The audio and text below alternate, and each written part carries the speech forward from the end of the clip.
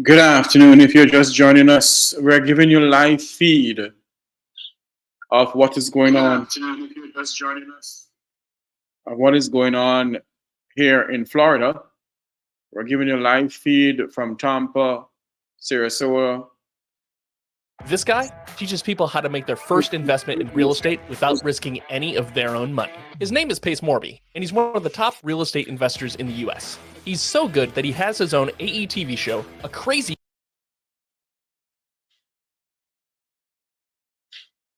We do apologize about that.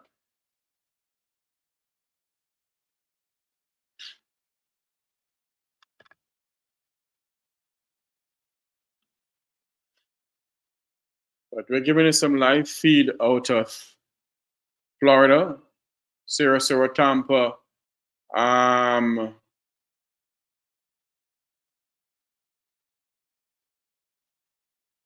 Anna Maria, Florida. We're going to have this live feed up. There won't be any sound. We're going to have this live feed up for a while. You can see it is deteriorating fast. It is now 1:01 here in the United States, 12:01 in Kingston City, Jamaica.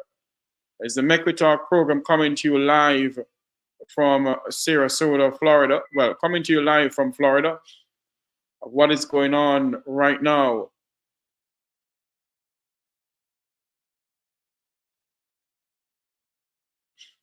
We're going to go back to our next live feed that we have coming into us also. There is some live feed coming into us. As you can see, the condition here in Florida is deteriorating very fast. We're going to have these cameras up. We're not going to have any sound. Just going to have it up there for all to see what is going on here in Florida. And the worst is yet to come. As you can see, it is deteriorating very fast. Sarasota, Florida is it's raining over there right now. Severe rain. Where I am right now, it is a bit breezy, not too much rain. There you have it.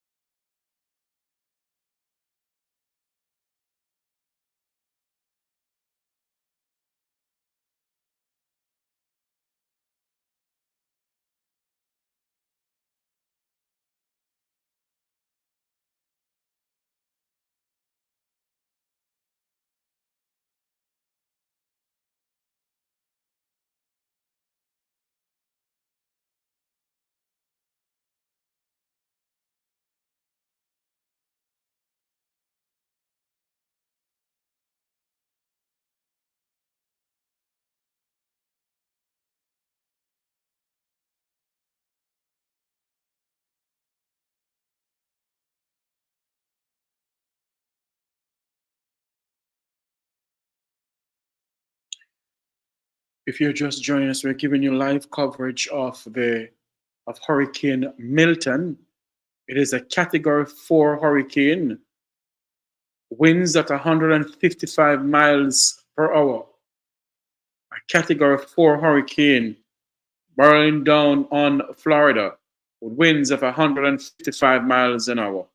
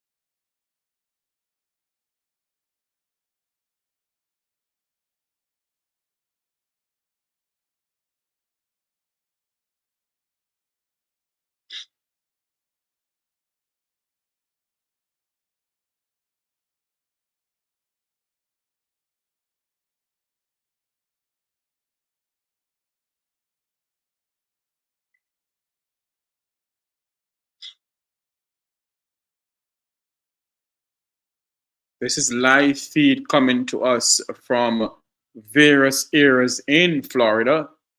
Various areas in Florida. Live coverage of a Category 4 hurricane.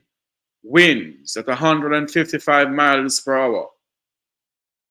Storm surge of nearly 10 feet is expected. Live coverage of Hurricane Milton coming to you on the Make We Talk program.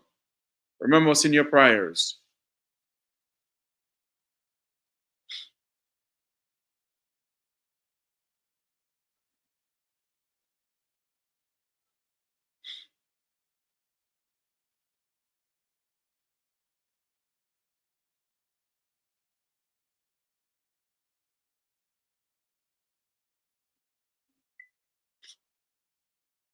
Let me see something here.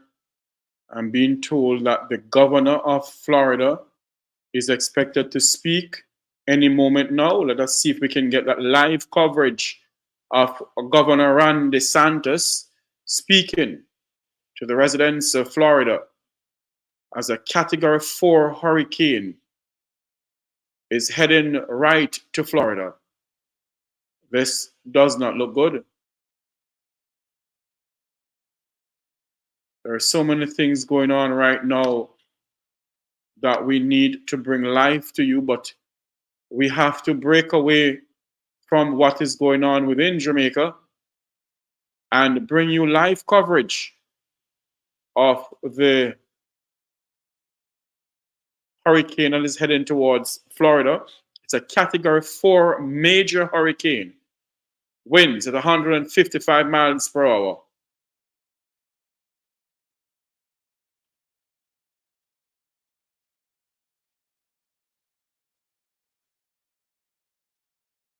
Please be on standby as we try and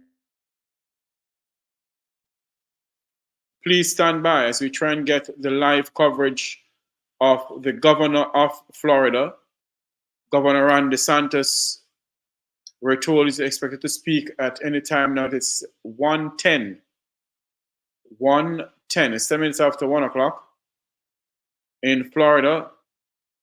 Here we go. I think he is speaking now. Let me see if I can get this out of the way here and bring you live coverage of what Governor Ron DeSantis is speaking right now to the people of Florida. Let's go over to what Governor Ron DeSantis is saying. Bear with us, please.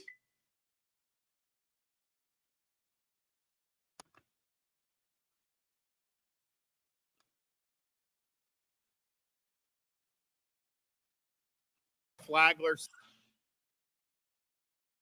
St. John's, you're likely to see surge. You're likely to see, and we've had issues on the coast there anyways with erosion and whatnot.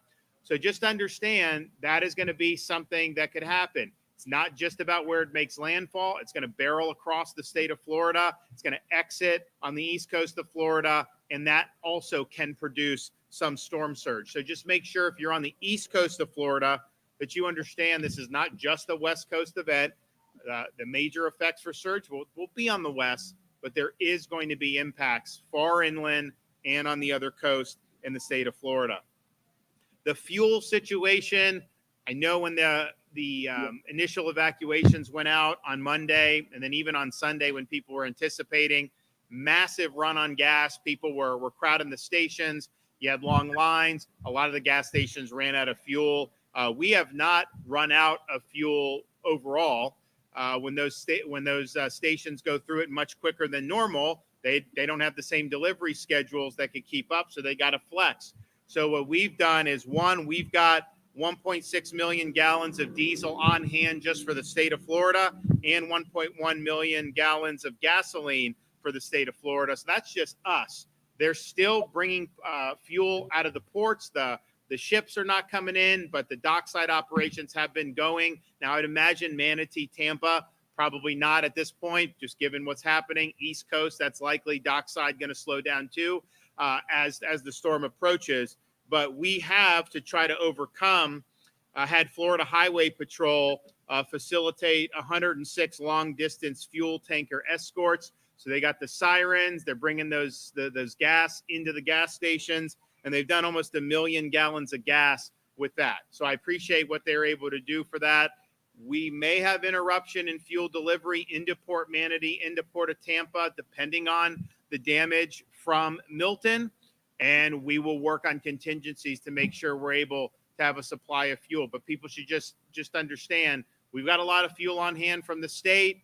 There is a lot of fuel still left at the ports that will be re-engaged from dockside once the storm passes on the West Coast. But we could potentially have some of these ports that may not be able to open right away. We'll see. We'll see what happens with that. We've been talking about the debris. That mission was an emergency mission to help local communities who suffered a lot of debris and were not getting the debris moved quick enough. Places like the Barrier Islands in Pinellas County, Barrier Islands in Manatee, and even parts of Sarasota Barrier Islands. They worked through the night for the last few days, all the way through last night into this morning, and they've been able to remove a remarkable amount of debris statewide. They've just our folks. This is not even our responsibility in the state. This is a responsibility of the locals to pick up the stuff. But we've done a total 270,000 cubic yards of debris throughout the state of Florida with just our Department of Transportation and other assets. And just on those barrier islands and that emergency mission, almost 55,000 cubic yards of debris. So probably in those areas where our trucks were doing all night, the last few nights, 24/7 with the landfills, probably we're able to take about half of the debris that was there and that would not have been picked up unless we did it. That's going to mitigate some of the damage that happens when the hurricane comes in. We've got a remarkable amount of assets that are assembled. I've been in contact with both the President of the United States as well as the FEMA director.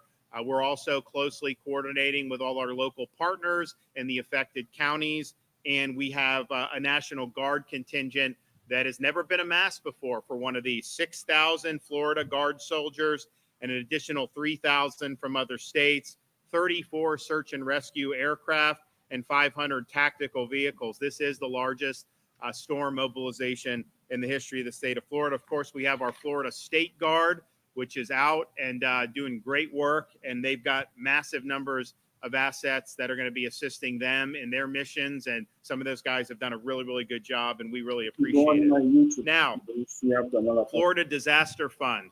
We have activated this for Helene. It's also activated for Milton because we know there's going to be damage. So if you want to do Florida Disaster Fund, you can go to floridadisasterfund.org. This is a tax-deductible charitable contribution.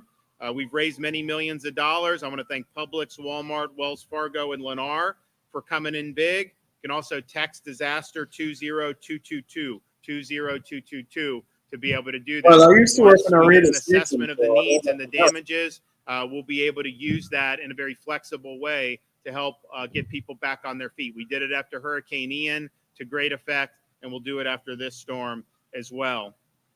If you have an EV and you're in an area where you are susceptible to storm surge, just know if your EV gets inundated with salt water, it increases the risk of fires. Those fires are very difficult with the battery to put out. And we have had people that homes have burned down as a result of those EVs being in the garage when you had storm surge. So if you can, you want to move that to higher ground and try to prevent saltwater intrusion. So we've had evacuations now in effect in these counties on the west coast of Florida. I know there's now some evacuations on some of the east coast counties that I had alluded to with the storm surge threat in the barrier islands on the east coast of Florida. The conditions are starting to get bad. Listen to your local emergency managers about when it's too dangerous to go out. In many parts of Florida, you probably could still go to a shelter, but you're starting to see major weather events happen. I know there were some tornadoes, massive tornadoes. I mean, just these like unbelievable tornadoes that you're seeing. So the hazards are increasing. Depending where you are, it may not be safe, certainly to get on the interstate at this point, but listen to your local officials. But if it is still safe and you can get out of the evacuation zones, you just go to local shelter in your county. You don't even need to get on the interstate or doing that. And we still have a lot of space in our shelters around the state. We have now Sunshine Skyway Bridge and Howard Franklin are closed in the Tampa Bay area. Courtney Campbell Causeway and Gandy are closed going into Pinellas County. Those will likely be closed completely very soon. And it's just a result of the conditions that are deteriorating. So please understand the closures of those bridges. Until 5 p.m. or it's no longer safe, if you need to get to a shelter, we've partnered with Uber to provide free rides to shelters in counties with evacuation orders. If you want to do it, the promo code is Milton Relief 1, the number 1, Milton Relief 1. And that's going to go till either 5 o'clock today or when it's no longer safe. And that will likely vary depending on where you are throughout the state of Florida. So we have almost 150 shelters that are open for general population. We've got over 30,000 individuals that are in it, but we have space for over 200,000 individuals. So there is space available. The counties, by and large, I think are going to have Starlink. I think they're going to have the generator power. So if you lose power, so it isn't like, you're going to be able to use devices and stuff like that. Now, we also have 36 county-owned special needs shelters. Our Florida Department of Health works with that. They're opening in areas that are in the path of store. They're open. And then we have done 6 state-operated supplemental shelters. So we call them shelters of last resort. Maybe you're on the interstate and you think it's getting a little too dangerous. You can pull off, and we've got places that are not far away. Hard Rock Event Center in Tampa, City Furniture in Plant City, Bay Care in Tampa, Life Science Logistics in Lakeland, Babcock Ranch in Punta Gorda, and then the Wiregrass Ranch Sports Camp in Wesley Chapel. If you want to go to see your shelter options, go to floridadisaster.org/shelters. And then for any EM updates for your specific county, you can go to floridadisaster.org/counties. I want to thank everybody that's been working hard. We've had really round the clock for over 2 weeks now, preparing and responding to Helene, which was done very robustly, very efficiently. We got a lot of people back on their feet very quickly with power and other things. And we knew, because we're in hurricane season, we knew that we weren't necessarily out of the woods. We were hoping that we wouldn't have to deal with anything more, but when it became clear that something was brewing, people continued to help with Helene, but also spring into action to prepare for what is now Major Hurricane Milton. I know there's a lot of folks that have not gotten a lot of sleep over the last few weeks. We've got some more difficult days ahead today, and as we help to rescue people and assess the damage and try to get people back on their feet. But we will absolutely get through it. We can handle this. I've seen great sources of inspiration throughout the state of Florida with our first responders, with people who are working round the clock to help their fellow Floridian. And you can count on us. We're going to be in this all the way till the end. So please make sure you're doing what you need to do to protect yourself. Thank these linemen who've come in from all across the country to be able to be here, ready to go, and get people back connected to power as soon as humanly possible when the storm passes through. We don't know. You never know for sure how many power outages you're going to have. But I think looking at the strength of this storm, looking at the path of this storm, you're talking about potential significant number of outages. And we're used to having millions anyways, and you could have millions without power at some point for this storm. So be glad that you got over 50,000 linemen that are staged in the state of Florida and that are going to be ready to go to get on target and to get people connected. Okay, we're going to hear from Kevin Guthrie, Division of Emergency Management. Thank you, Governor. I'll pick up where the governor left off. We are committed. We are ready to go. The Florida State Emergency Response Team has nearly. Are heavy images slowing your WordPress website down? Try Elementor's Image Optimizer. Improve your site's performance without compromising on image quality. Elementor has everything you need, all in one place, to build, host, and optimize your website, so you never have to stop your rhythm of creation. Women standing behind me. I've said it before and I say it again. Life-threatening storm surge is expected along Florida's west coast and portions of Florida's east coast. If you're under a mandatory evacuation order in a mobile or manufactured home, you rely on power from medical devices, or you live in a home that cannot withstand hurricane force winds, then go to a shelter. There, as the governor said, there's probably nearly 200 shelters right in your communities near you with over 200,000 beds available. Your home and belongings can be replaced, but unfortunately you cannot. Neither can your family. You can find a list of shelters, including your state-run shelter or our state-run shelters, by visiting floridadisaster.org/shelters. If you do not live in an evacuation zone and you decide to shelter in place, make sure you have enough supplies to weather the storm. Make sure you have enough for everybody in your family, including your pets. Power outages, as the governor said, are to be expected. We will have them. We had 2.3 million for Hurricane Helene. I imagine we're going to have more based on this track. If you lose power and you use a generator for backup power, please use it safely. Make sure that you keep that generator 20 feet away from your home and away from all windows. Wait 20 minutes for it to cool down before you refuel it. Keep it on a flat, dry space. And if you have a carbon monoxide monitor, make sure it's on, the batteries are up to date and ready to go. During the storm, if you hear trees snapping, you hear transformers popping, it could be that you're right on the edge of the hurricane's path. So please treat it as if it's a tornado. Go to the center point, lowest point of your home, get into that place. If you have a light mattress, pull it over the top of you and protect yourself from any type of flying debris. After the storm has passed, it is critical that you listen to authorities for guidance on when it's safe to return to your home. Do not venture out. Hazardous materials and hazardous conditions may exist and be present. Do not attempt to clean up debris by yourself when things are over, especially if you have fallen trees or power lines. Make sure that you wait for people to come and clear those. If you see these dangerous conditions, report them to your local authorities by calling 911 or non-emergency lines. Residents needing information after Hurricane Milton can recall the State Assistance Information Line at 1-800-342-3557. There are English, Spanish, and Haitian Creole speakers available to answer these questions. Again, do not go out and do things that you're not capable of doing after disaster.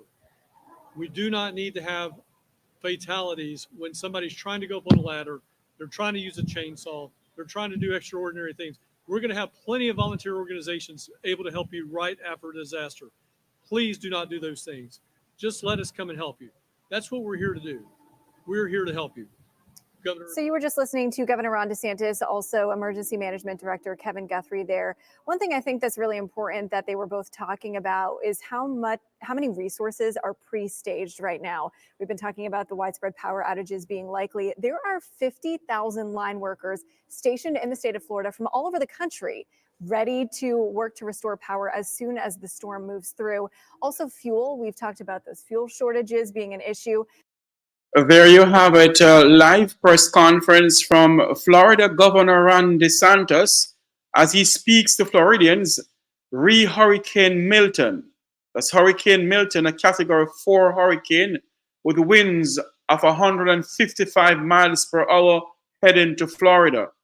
And of course, the governor is asking everyone to take heed in what their local authorities are saying to them.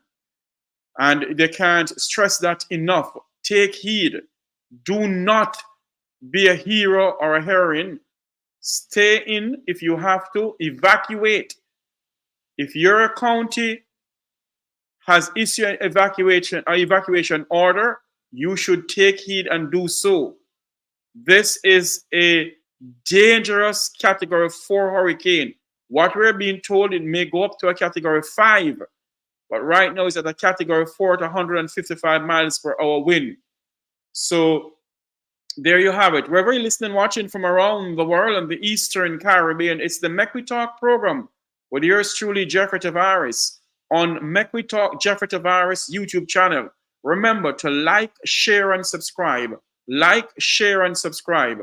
Like, share, and subscribe to our YouTube channel as we come on air this afternoon.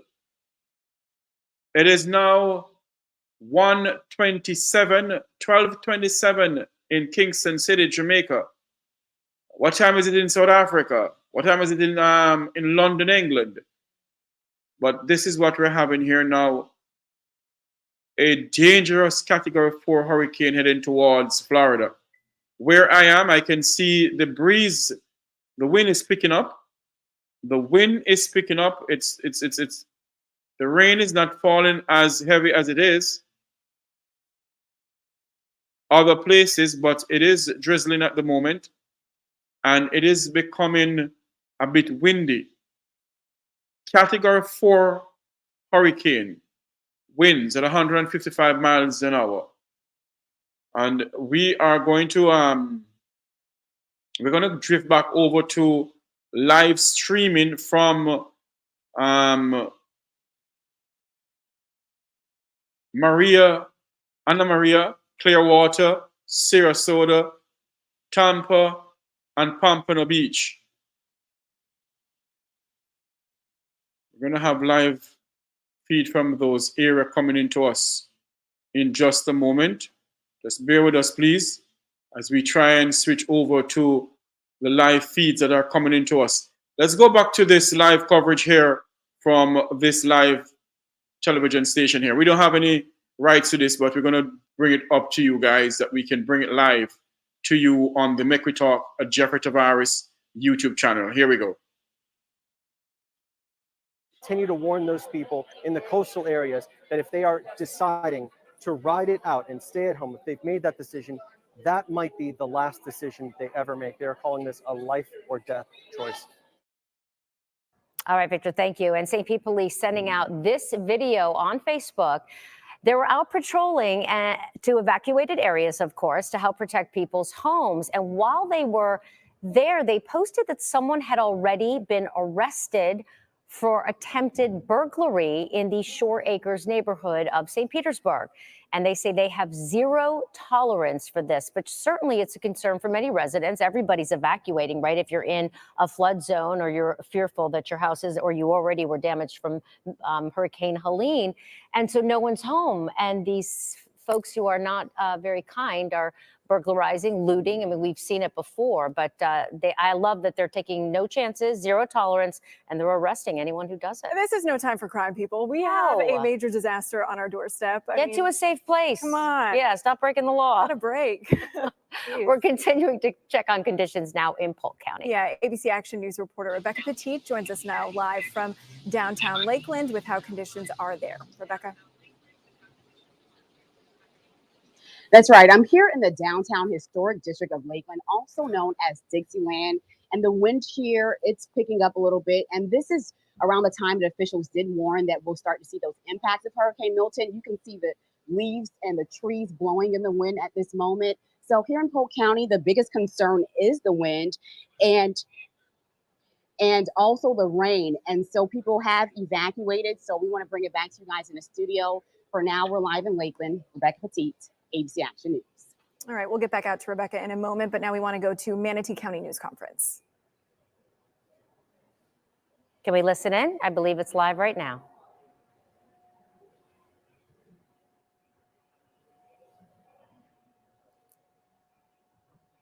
Islands. Bridges to the islands are also closed. More road closures are expected. We will do our best to update them as fast as possible. Please visit mymanatee.org/storm for those updates. Again, where you are now is where you will be during the duration of Milton. Do not venture out. It is not safe. Now, please let me introduce Jody Fisk, Director of Public Safety. Hi, Public Safety Director Jody Fisk. Thank you again for taking Hurricane Milton seriously. At this time, there are no preemptive plans for disconnection of power. Any future decisions regarding this will be made between the Fire Chiefs Association and the associated power company, who will manage needs on a case-by-case basis. These measures will be taken only when necessary to protect important infrastructure and ensure the safety of human lives. Manatee County may not have prior knowledge of these disconnections, but will make every effort to notify those affected. Lake Manatee Dam levels have been lowered to 36 feet, allowing staff to moderate flows through the dam. Weather conditions have rapidly deteriorated and will continue to do so throughout the day and overnight. This is when the potential landfall of Milton is anticipated. Heavy winds and rains are expected for most of the evening and into Thursday. Storm surge impact is expected to be the greatest along our coastal communities from 6 a.m. to 8 a.m. Thursday. While rainfall amounts and storm surge will fluctuate greatly depending on exactly where the storm comes ashore, citizens are advised to be patient and not venture out until it is safe to do so. Please continue to monitor local news and weather broadcasts, as well as Manatee County's social media accounts for updates. Official storm information for Manatee County can be found and is updated at mymanatee.org/storm. And we will take a few questions. All right, you were just listening to Manatee County leaders. Pretty quick news conference there, but basically I think the most important message was that leader saying where you are now is where you're going to be the duration of Milton. That's right. And just warning folks that storm surge could be their biggest threat. So obviously to stay, very informed and check their social media pages if you want to know what's exactly happening in Manatee County. We want to toss it now to Shay Ryan, who has the latest on Milton right now and tornado warnings. I can see that you've got some warnings behind you. Yeah, we do have more warnings, and this is what is expected. So again, I just want to remind everyone what a great job everybody has been doing, or at least the majority of people have been doing, with listening to the evacuations and just making sure that you are in a good position and that you are protected in a protected place for the storm to ride it out. And from this point forward, as far as the storm threats go, they're what you would expect. It's what we've talked about for days. So even as we go through these tornado warnings, these are part of what we expected. And so the most important thing for you to keep in mind is that you don't need to necessarily do anything different than you thought you were going to need to do during the storm. You need to stay inside. You need to stay away from the doors and windows. And if you hear loud noises outside, instead of going out to check on it, go into an interior room and make sure that you are well protected until those noises stop. And again, this is going to continue where we're going to have a threat for not only the damaging winds, but isolated tornadoes through the rest of this afternoon and into this evening as the outer rain bands work their way across the area. So again, you're doing the right thing by staying home, staying indoors, and staying informed. But this will be a continued risk. And, there's no reason for me to, continuously scare you with one after another. But I do want you to be aware that the risk does continue, even if you don't see me standing up here pointing to each of these as they continue to spark off. So again, we do have another tornado that has been spotted, and we have apparently some social media pictures and some videos of that tornado. It was near Wild Island at 12:45. And so again, that was near Sylvan Shores. And if you remember, we did have that warning quite a bit earlier, and now the warning has moved off to the north, which is the direction that these storms have been moving in, and that's along that outer band. So we have more warnings that are in Highlands and Polk County, as well as in Arcadia. These are little embedded storm cells that are inside those outer bands, and we get those little bits of spin that occur as those outer bands are moving on shore. So this is one of them, and this is where now we're not looking at the radar where we're getting returns of rainfall. We're looking at the wind. So this is the wind moving in opposite directions, and when it's moving in opposite directions very strongly, and that's being picked up here on this image, we know that we're seeing a chance for rotation. Whether or not it makes it to the ground is what determines whether it's a funnel cloud or an actual tornado. In this case, this is showing active rotation.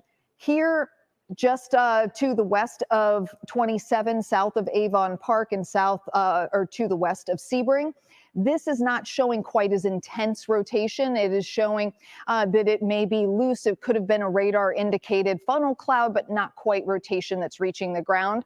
And here to the south, this is just to the east of 17. This is showing more likely that we've got some more intense rotation. So again, those are those often very brief, weak tornadoes that are starting to spin up in those outer bands that are rotating through and around the center of the storm. So we've got those warnings in place, all those bright red boxes that are popping up here across our southern counties, and it's likely that they're going to just keep on moving along as those bands continue to rotate around the storm. So we do have a tornado watch for areas anywhere across Hillsborough and Pinellas County and most of Polk County on south through, was it 9 o'clock at night was the last I saw. So again, that could get extended later, and it could also get pushed to the north. But again, we will continue to monitor this and let you know as this continues to rotate through and to move to the north. But be aware that just staying indoors and away from doors and windows is really the best thing that you can do for yourself, not only for these tornado warnings, but in general, as this storm continues to move across the state here through the rest of this afternoon and into the overnight as well. And we'll continue to see better conditions through the day tomorrow. So nothing with the rest of the forecast for this storm has changed since the last time you checked in. All right, guys, where are we? We're good. Yep. Thank you, Shay. Thank you, Shay. All right, back to you. So we do want to check back in with our teams throughout the Tampa Bay area, and we want to go now to Hillsborough County. Yeah, that's right. That's where ABC Action News reporter JJ Burton is standing by. He is live in Riverview for us. JJ, how are things out there? The rain is coming down. You can see, and the wind is going. We heard some thunder for a minute, but haven't heard it again. We're in the Boyett Springs neighborhood, and most of the people here are staying. I've talked to a couple of our neighbors, and actually, when you were talking about, Wendy, the Teslas and putting them up on higher ground, I noticed that there were a couple of guys who were out here moving the cars into the garages where they're up on a hill. I was figuring out why that was, but you mentioned that because that can start a fire, so they were definitely taking it safe here. But most of the people in this neighborhood are staying. This isn't an evacuation zone, but there's a lot of trees out here, lots of trees out here you can see in this neighborhood. And that is a problem or a concern for a lot of folks, but they say they're going to stay, they're going to hunker down, and hope for the best. A lot of them did everything they were supposed to do with the wood and stuff like that. This guy over here, I just talked to him briefly. He's out just making sure the front door over there is, they're putting up some tarp over there. They also have the wood over the windows. And he was saying this is a serious one. His son and the son's wife and their daughter, or their son, also, they're staying with him because they live in St. Pete and they are on a bottom floor which overlooks the water, and they're nervous with, you know, that there. So that's why they're there with him. So it's the whole family. They're going to be hunkering down there, and our neighbor over on this side, they're there. I talked to the guy there, and again, they're preparing for this. They have all the wood up. Everyone here doing what they're supposed to do. They're going to stay home, like you've been saying, like Shay's been saying, and everyone has been saying. They're going to stay home. They're not going to leave. They're going to stay in the house until after this is all done, and they know that it's safe to come outside. And we're going to be out in this neighborhood reporting throughout the storm as well. Again, you see the rain coming down. There's some thundering somewhat on and off, and the wind. That's the big thing. There's, again, lots of trees. They're not worried about flooding, but they are worried about the trees. The guy across there was telling me that they, a couple weeks ago, just trimmed some of their trees, which he's glad they did that because here we are now with Milton on the way. Reporting live here in Riverview in the Boyd Springs neighborhood, I'm JJ Burton, ABC Action News.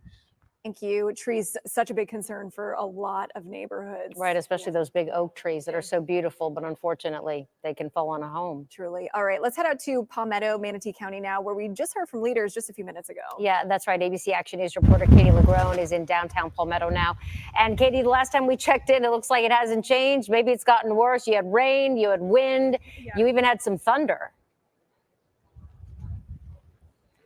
Yeah, guys, we actually moved away from the water a little bit just to give you another vantage point. We're getting a little bit of a gust of wind, which has been on and off throughout the afternoon since we've been here around noon here in Palmetto. It's, you know, this is a city, it's actually known as the best kept secret in Florida. And right now, this best kept secret is certainly paying very close attention to Hurricane Milton. Of course, we are in the center of Manatee County. We are adjacent to Bradenton, near Sarasota, in between St. Petersburg and Bradenton. And this is an area that, of course, is on very, very high alert for Milton as we continue to watch it move closer to the Gulf Coast and wobble. And of course, Manatee County in sort of that center that we're all paying very much close attention to. I want to show you around here. You can see this is very much what we're seeing around the small city of Palmetto.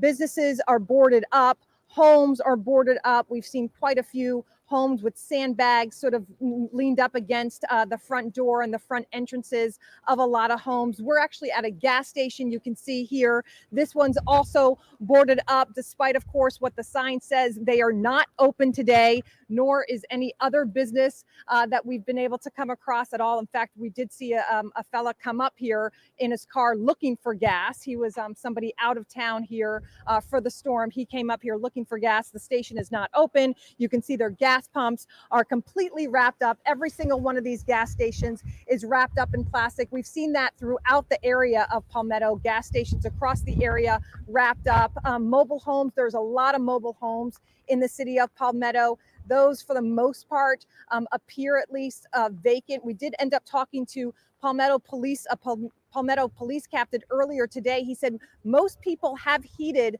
the evacuation warning, but there are still some people, of course, that remain. These are people who have been here for decades, their entire lives. They've gone through storms, but for the most part, he tells me that people have heeded the warnings. We should note, I mean, this is a city that's just about 7 square miles, and most of it is in an evacuation zone. And so that gives you some perspective as to sort of the city and where they stand. I want to show you, there's a sheriff, a Manatee County sheriff. We've seen, for the most part, the people driving on the roads at this hour are police, our sheriff's department, sheriff's officials. We've seen even some FHP, quite a few FHP on the way over here from Tampa Bay. The big concern, of course, in Palmetto, Manatee County, Sarasota, and Bradenton is, of course, that storm surge. During Helene, just 10 days ago, 2 weeks or so ago, the city of Palmetto, closer to Manatee River, ended up getting about 5 feet of storm surge. And so the projection, the possibility, of course, with Milton is looking at 3 times that amount of water. I mean, if you just look at me, I stand, you know, about 5'8", and if you look up, I mean, that's essentially putting the entire city underwater. And of course, these are projections that would be closer to the water, which we're not very far from. I mean, look, the city of Palmetto they are surrounded by water essentially on 3 sides. Manatee River is to the north, Sierra Bay is to the south, and of course Tampa Bay is to the west. And so this is a small coastal city that, yes, is used to storms, yes, is used to dealing with flooding and excessive flooding, but Milton certainly has this area on high alert. And at least from what we're seeing, people are certainly paying attention to it and taking it very seriously. Back to you guys. Thank you, Katie. It's really sobering to hear the storm surge versus how tall she is and how it would like cover that entire area. Certainly concerning, yeah. Truly. Also, I didn't know how tall she was, that she was There you actually go. 5'8", yeah. Well, and I remember when Casey said it, she said she was like a little over 5 feet. It would be 3 times her height, which, again, being 5 feet myself, it's like, wow, you realize like how high that actually is. Yeah, it's hard to imagine that. Yeah. So President Joe Biden actually just gave an update on Hurricane Milton. And here's part of what he announced about the federal government's response to this storm. Take a listen. There's one United States of America where neighbors are helping neighbors. Volunteers and first responders are risking everything, including their own lives, to help their fellow Americans. State, local, and federal officials are standing side by side. Let me repeat, no one should make the American people question whether their governments will make sure that this is acting on strikes. They'll be there. We will, all of us. President Biden also saying the federal government will be here during and after the storm. All right, we want to go to meteorologist Shay Ryan for another check at the weather and some of the warnings. Shay? Yeah, so right now we're looking at... At what point does a salad become a salad? When you add the egg roll, the Zaxby Sensation Salad.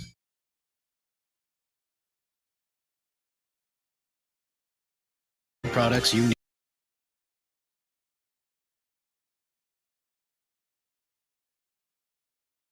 Doing because there is a tornado warning issued in your area than what you should be doing because there is a hurricane moving through your area. You should be indoors, away from doors and windows, and you should stay in an interior space where you would be safe from any flying debris. So again, you hear noises outside, don't go out to check on them. Stay inside. We are going to have a continued threat for these isolated tornadoes moving around these rain bands throughout the rest of tonight and even possibly into late this evening. So again, we're getting multiple of these because we've got the rain bands moving through, those outer rain bands. And right now, if you're around Fort Meade, this is where that storm system, this one individual cell is moving from and in your direction. We've also got here right around, let's see, so we are just to the east of Frostproof and just to the east of Crooked Lake Park.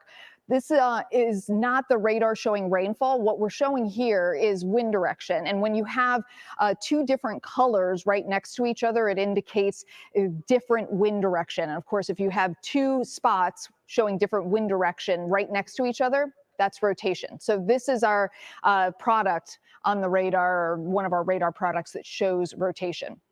And again, this is also showing it just to the west of Avon Park, or west of 27. And this would also be headed either to the north or northwest at about 25 to 35 miles per hour. So as we zoom out here, you can see across the area, we've got no active warnings right now in Highlands County, but that's where those storms had started. I'm going to move out of the camera view here for just a second to show you a little bit better image. There we go. So these storms had been in Highlands County and now are moving around this in this direction, and that's where we're getting those warnings. So if you are anywhere in that area here of southeastern Polk County, definitely, as you were doing already, because there's a hurricane coming through, you want to stay indoors, away from doors and windows until these storms pass through. And they should move through pretty quickly, given that they're moving at about 25 to 35 miles per hour. So we'll take a wider look here and you can see how big these bands are around the storm. And again, this is where that outer band is, and it's going to just keep rotating all the way through. But the biggest risk right now is right along the face of that band. as it moves on shore, it interacts with the ground surface, and that friction of the ground surface is what interacts with the base of the storm and creates that friction and that spin that causes these brief tornadoes in a hurricane. So again, this is very common. This is something that you expect to see. And one of the reasons that you want to stay inside and stay safe, again, it's not just the wind gusts that you get, it is also the strong winds and the damaging winds that can be the threat from that isolated tornado. So again, as far as the winds go with our area, they're already starting to pick up. And you can see as we look at the camera here, the Rivergate Tower, Tampa camera, we're definitely having more visibility issues. The rain is picking up, the wind speeds are picking up in general across the area. These are our sustained winds. So we have sustained winds that are now almost approaching 40 miles per hour around Wauchula into St. Pete, Newport Richey. Our gusts as well have been picking up. Our wind gusts are now reaching 53 miles per hour in St. Pete. We've got the mid 40s for Bradenton and Sarasota, mid 30s inland. So it's pretty clear at this point that we are within conditions that you really should be out and about. It's time to, just hunker down and keep doing what you're doing. And we're all going to get through the storm here together. So Greg and Jason are in now as well. And we're going to continue to toss it back and forth and keep you posted on what's happening. So Greg, welcome back. Yeah, thank you. Yeah, long break you had. Yeah, got about 3-hour break, maybe about a 30-minute nap. All right, let's talk about what's going on here, everybody.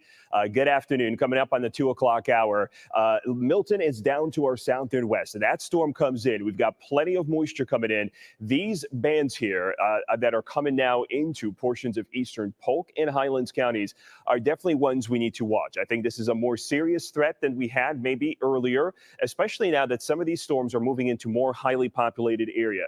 If you're in and around Lake Wales, there is a clear marking here of some rotation. Our radar was picking up some pretty tight rotation earlier. This is a tornado warning. You definitely want to be in a safe place right now, away from windows, inside of your home. This is going to cross north-northwest. It's going to head over Lake Wales and up towards 27. Up the line there, you've got Haines City and the Dundee community. Watch this storm carefully. You might get a pop of some stronger winds. Just had a cell move past Avon Park, Highway 27. This signature here doesn't look as well pronounced as the one to your north and east over toward Lake Wales, but still, this could provide a brief or produce a brief tornado just about any time. And then farther to the south, there's an additional stronger storm there too that could produce a tornado that is coming into Highlands County. In fact, I'm going to walk over here and take a look at the radar and show you what's going on.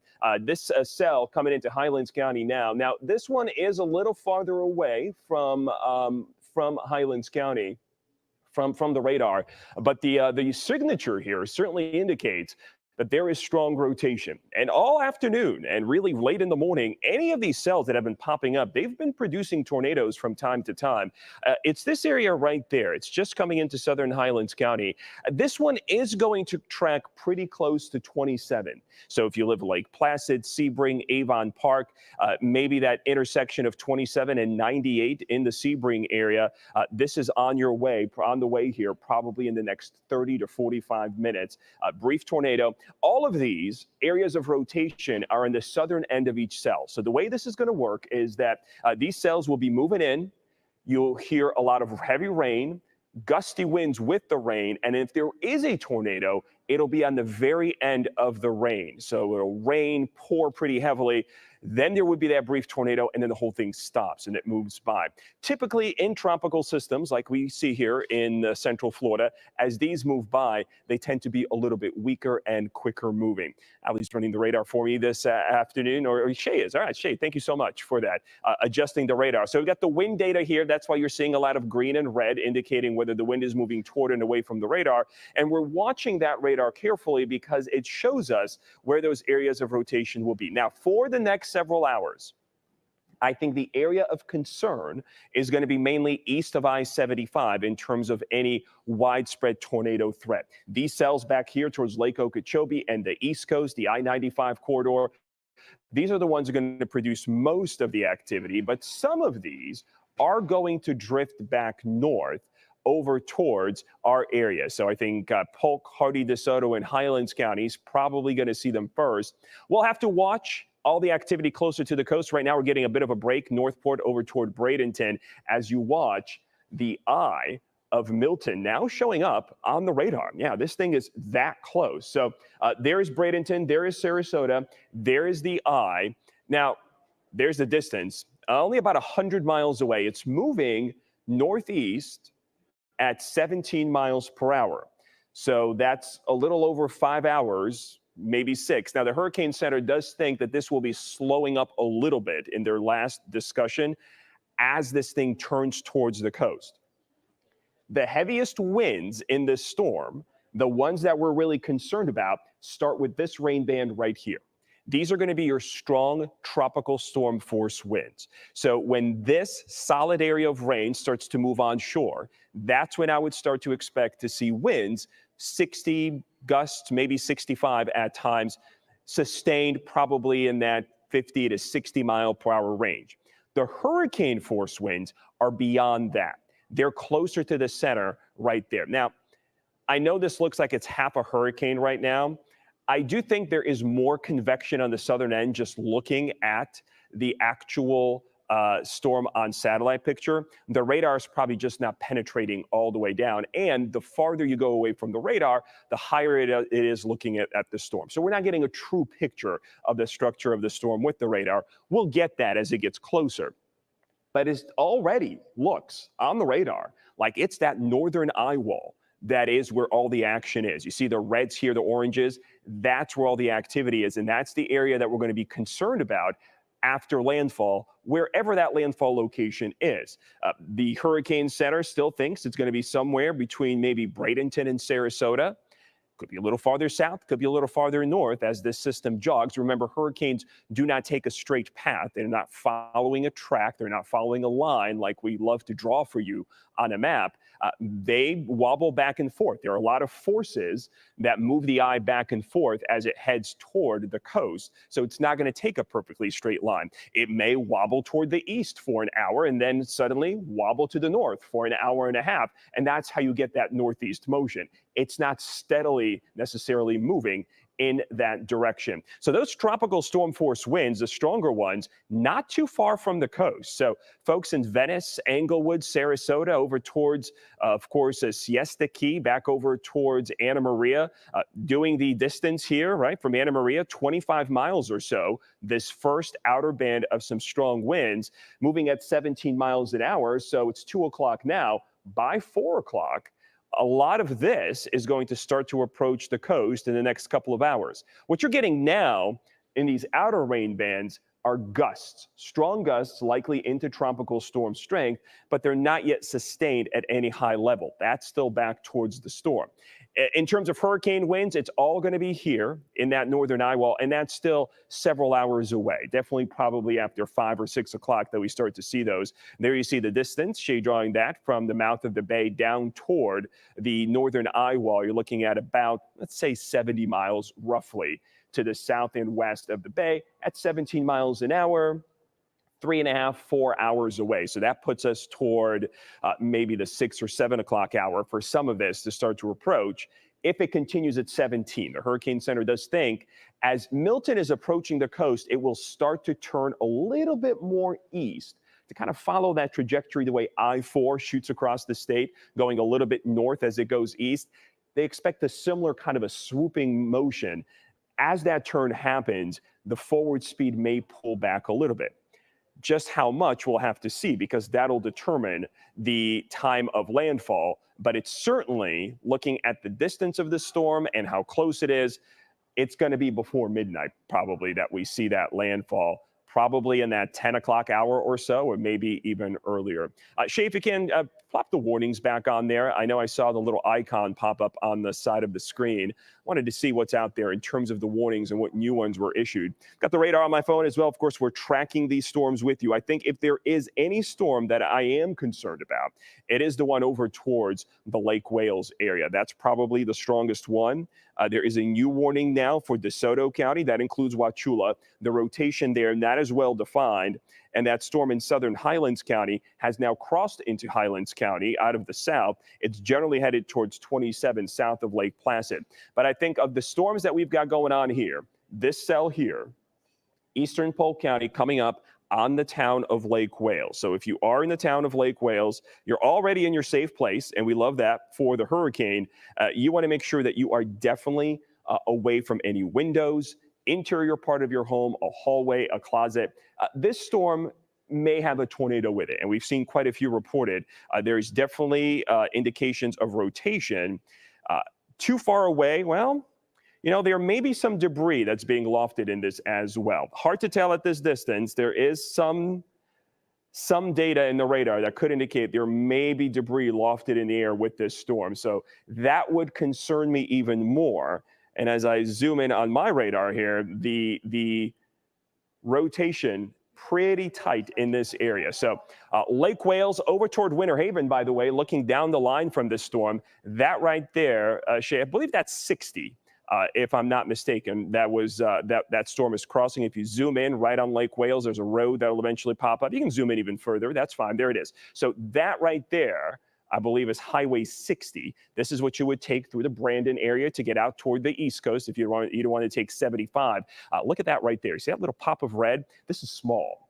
Now, it's not necessarily under this area of red, okay? We are looking far up into the storm, and the tornado can be as far as a mile or two away from this location. So basically, anyone near the intersection of Highway 60 and 27, Waverly, Dundee, I'm looking down the line, there's downtown Lake Wales. So Polk State College over towards downtown, beautiful historic downtown here in Lake Wales. This is mainly going to pass to your east. It's crossing Highway 60 now, and it's on its way to the Dundee community. Up the road, Lake Alfred, Winter Haven, that is an area that could be impacted. Haines City, I'm looking at you folks, because on this trajectory, it's probably more than likely that this is going to stay east of 27 for the next 20 minutes or so. Shay's doing the track right there. Shay, thank you so much. Haines City, arrival time, 2:24. So you've got 24 minutes to watch this storm very carefully. Looking at the radar, if there is going to be a tornado out of any of these storms, I think it's going to be out of this one. And I think it's very likely that there could be touchdowns at any time from this storm on the east side of Lake Wales. The other storms, as I'm watching them here, I think we've got another one on the ground, Shay, and this one's going to be south of Zelfo Springs in northern DeSoto County. So there's Arcadia. This is going to be north of Arcadia. Check out that notch right there in that storm. Okay. Shay, go back to that reflectivity for just a second. Well, there it is. Okay. That is a tornado on the ground. Okay. Just looking at the radar, I would say this is a radar confirmed tornado, strong winds blowing in and out. You've got this little notch of dry air in the southern part of the storm. Now, Arcadia, you're fine. This is going to pass north of downtown Arcadia. Anyone along 17 between Arcadia and the Hardy County line, you have got to get inside. This storm means business. It's crossing 17 right now.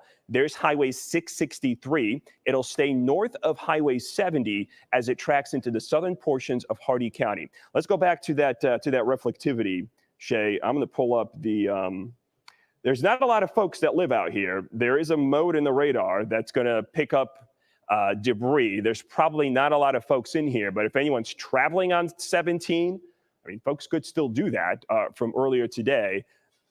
See these little streaks here? Okay, that right there, Shay, that right there, that's debris. So that is debris in the air in southern portions. That's actually pretty impressive. We are far from the radar, and it is picking up debris way up in the storm. That little blob right there is debris on the radar in southern Highlands County. That means a tornado is on the ground in southern Highlands County now, and it is headed towards the city of Lake Placid. Sylvan Shores to Lake Placid, Highway 27, I need you inside. If there's debris this far away from the radar that it's picking up, that means there was a tornado on the ground here, or there could still be a tornado. This far away from the storm, this could have been debris that was lofted minutes ago, and it's taken some time to reach that altitude. But that is telling me that there's definitely some debris on the radar. Up to the north, not seeing it as much. Let's go back to, there could be some there. Let's go back to the velocity, Shay. and take a look at this storm here in northern portions of DeSoto County. So we've got a potential tornado on the ground approaching Lake Placid. We can keep both of them on the screen right there. That's fine. And then there's another one between Arcadia and over towards Wauchula. This one's about to cross the Hardy County line. It's going to stay east of 17 for the next few minutes. Anyone along 17 between Wauchula and Arcadia, you are in that danger zone for this storm. Potential tornado on the ground now crossing into southern Hardy County. There's that little pop of blue you see there. That's the other storm that we're watching. This one had debris in the air as it crossed into southern Highlands County, and now it's approaching the Lake Placid area. Likely, we should assume that a tornado could be produced at any time, or that a tornado is still on the ground with that system, and that is very important. Treat this system very, very carefully. Up towards Lake Wales, folks, I'm not forgetting about you. Zooming in on this, looking at this storm, I'm kind of watching it on my radar as well. Maybe opening up a little bit, but still the potential for a tornado with this at any time. This one is probably the one that's headed into the most populated area. This is going to be anyone along 27, just to be safe, between Lake Wales, Winter Haven, Haines City, and Point Siena. This is over towards Osceola County. So if you live between the Osceola County line over toward 27 in Polk County, north of downtown Lake Wales, this is the area where we're going to need you to get inside and away from windows. This storm here, this little pop of blue and green, is showing us a potential tornado at any time out of this system. I don't think the indication is strong enough that there's one on the ground, but there could be. The Weather Service indicates that it is radar indicated in their view that one has not been spotted. So is the one in Highlands County, or I should say in DeSoto and Hardy County. And the one in Highlands, the wording is observed. Let's head down to Highlands County. So the wording on the warning in Highlands County is that a tornado has been observed. So this elevates now the seriousness of this system. Sylvan Shores down to Lake Placid.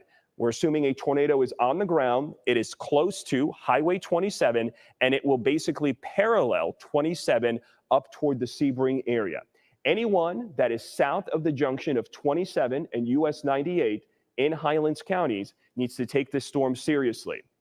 It has already touched down, picking up debris and lofting it to an extremely high altitude. So this could be a stronger tornado. This is probably not an EF0.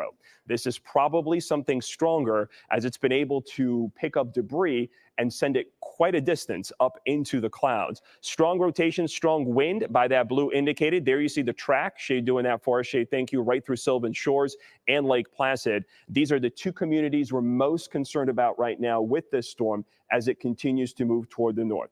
And the National Weather Service reissuing this warning. They say that a confirmed tornado was located 9 miles northeast of the Venus community, or 12 miles southeast of Lake Placid, moving north at 20 miles per hour. They say that weather spotters have confirmed this tornado on the ground and that the tornado will be near Lake Placid at 2:20. I think it's near Lake Placid now. I think if you're in Lake Placid, you need to assume that this thing is moving through the city right now, or the eastern parts of the city. Again, observed, confirmed tornado on the ground in southern Highlands County.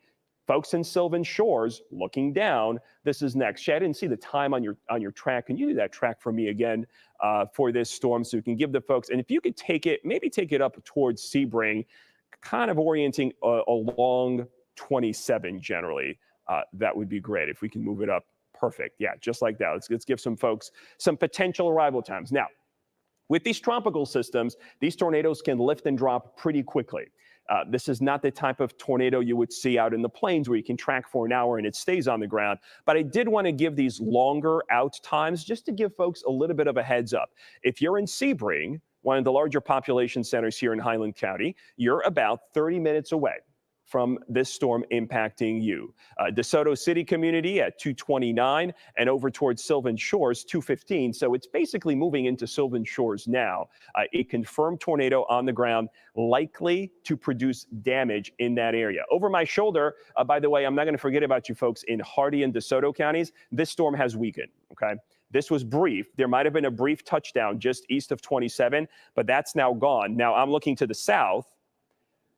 coming out of southwest Florida, there's another storm. I assume there's a warning for it. If there's not, there will be. There is. So there is a warning for this storm in southern DeSoto County. This one as well is radar indicated. So not confirmed, but there likely is the possibility of a tornado-producing storm moving into southern DeSoto County. The number of warnings with this, pretty impressive. I mean, there's probably easily a half a dozen just in the counties east of 75, and now several through Polk County. That warning in Polk County now extended to the I-4 corridor. Looking at that system on the radar, likely tracking, well, the potential for a tornado. I'm not going to say it's confirmed here on the ground. I'm going to see what the new warnings say. They're still saying radar indicated on this one. So the one here coming out of Lake Wales that's heading toward the I-4 corridor, this is now populated area. Over towards Davenport, Haines City, tornado warning here continues. Shay, if you can click on that form. Actually, I see it here. It's 35 minutes. So it's going to be, looks like probably about 2:45, that warning. This warning until 2:45, radar indicated tornado, Lake Wales heading up to the I-4 corridor. So if you live along the I-4 corridor, basically, let's call it from the entrance to the Polk Parkway. Janik provides sales training, coaching, talent assessment, consulting, and more. Contact us today. Florida Store is so much more effective.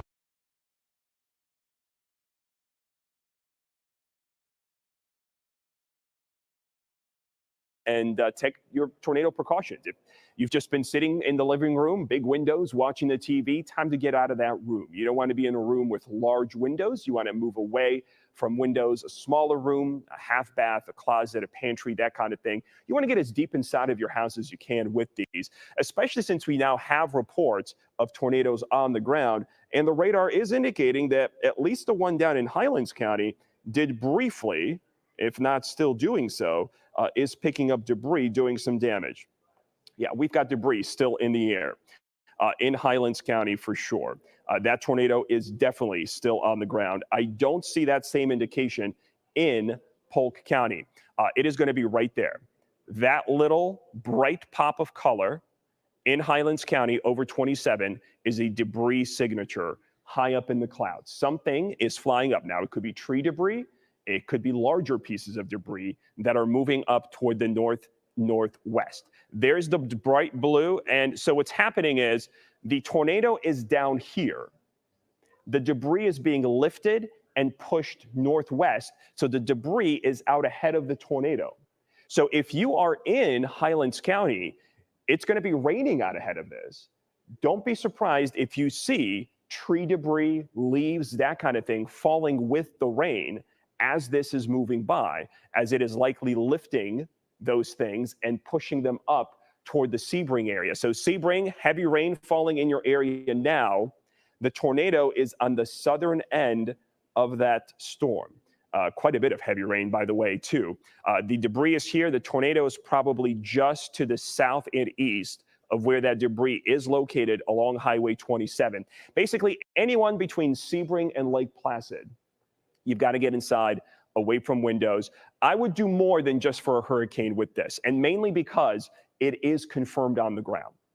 You definitely want to take more specific tornado precautions with this. That would be that interior room away from windows, hallway inside of your home. You want to avoid the garage, obviously, not a safe place. You don't want to be looking out for this. As there will be debris flying through the air as it continues northeast. Shay, if we can do a track from about where that 27 is, let's do another track and track it to Avon Park if you can. Let's do a long track because I do think, at least looking at the radar, this is probably going to stay on the ground for a little bit longer. I definitely don't see this weakening. It is now coming up on Sylvan Shores. And I think the rotation here might even be increasing. So look at all these communities along 27. This is a highly populated area of Highlands County.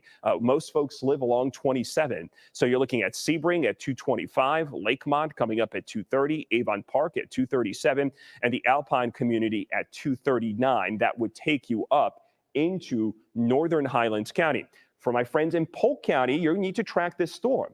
If you're up towards Lake Wales and Frostproof along 27, if this continues, we're going to be tracking this storm and potential tornado on the ground all the way up into Polk County. The way this is looking on radar, it is not about to lift off the ground, at least not in the next several minutes. So we're going to continue to watch that. By the way, there's probably another tornado here north of Okeechobee. That one is going to stay to the east of Highlands and Polk counties and out towards 441. So the biggest concern right now in our area, there are several storms that are producing some light rotation. The one in Polk County, I'm least concerned about. The ones here in Hardy and DeSoto County, there is a little bit of rotation south of Zelfo Springs, where that little notch is right there. I don't think this one's on the ground. If there is, it's going to be something very brief and weak, a little pop of wind. I think the big story here, or the one that is most concerning, is the storm in Highlands County. There is definitely still a tornado on the ground here. This one does look rain wrapped. It looks like it's right in the middle. Shay, if you leave this, take the loop off for me if you can, and just zoom in on that 27 Lake Placid Sylvan Shores. It is wrapped up in this rain, in this ball of rain. This is heavy rain, lightning and thunder with a tornado likely right in the middle of it. So you're not going to see it. And with the wind being strong and the rain being so heavy, you may not even hear it until it's basically right on top of you. And all indications is that not only is it still there, but that this tornado is potentially doing damage. I'm still seeing indications of some debris in the air north of Sylvan Shores. And the reason why it's north of Sylvan Shores, but the tornado is down here, is that the winds around Milton, the strong wind shear, the winds are increasing with height. The debris is being picked up and it's quickly being moved toward the northwest along 27. That's 66 and 98. There's 98. So the debris ball, where there's things in the air flying, is coming up on 98. The actual tornado is most likely farther south. This is going to be down towards Lake Placid and Sylvan Shores. It's basically on top of Sylvan Shores now. Not necessarily where we saw the highest rotation. We're looking so high up in the storm that the tornado doesn't just go straight down from where the rotation is. It could go towards that. If it were to lean in any direction today, the tornado would be down toward the south and east of that area of rotation, but it really could form anywhere or be on the ground anywhere in that area. Multiple cells now down across southwest Florida also that we're tracking, and then additional cells heading back. Now, if you're watching from the Tampa Metro, if you're watching from St. Pete, Clearwater, I'm not trying to forget about you folks, but we just don't have the same level of urgency with the weather here. It's raining. The rain is heavy. This is going to cause localized flooding, but we shouldn't be on the roads anyway. So this is not as big of a concern as what's happening to the east, especially since we do have confirmed tornado on the ground. This is one of two confirmed tornadoes on the ground in Central Florida now. Thank goodness the other one is farther off toward the east of us. That's going to be in Okeechobee County. Got some video? You guys? All right, we've got video. This is video from Clewiston. What county is that in? Near Okeechobee. Okay, so this is the storm. So this is the storm that was coming in. So this is that confirmed tornado. Jason, I think you were telling me about, is that the wedge tornado you were talking about earlier?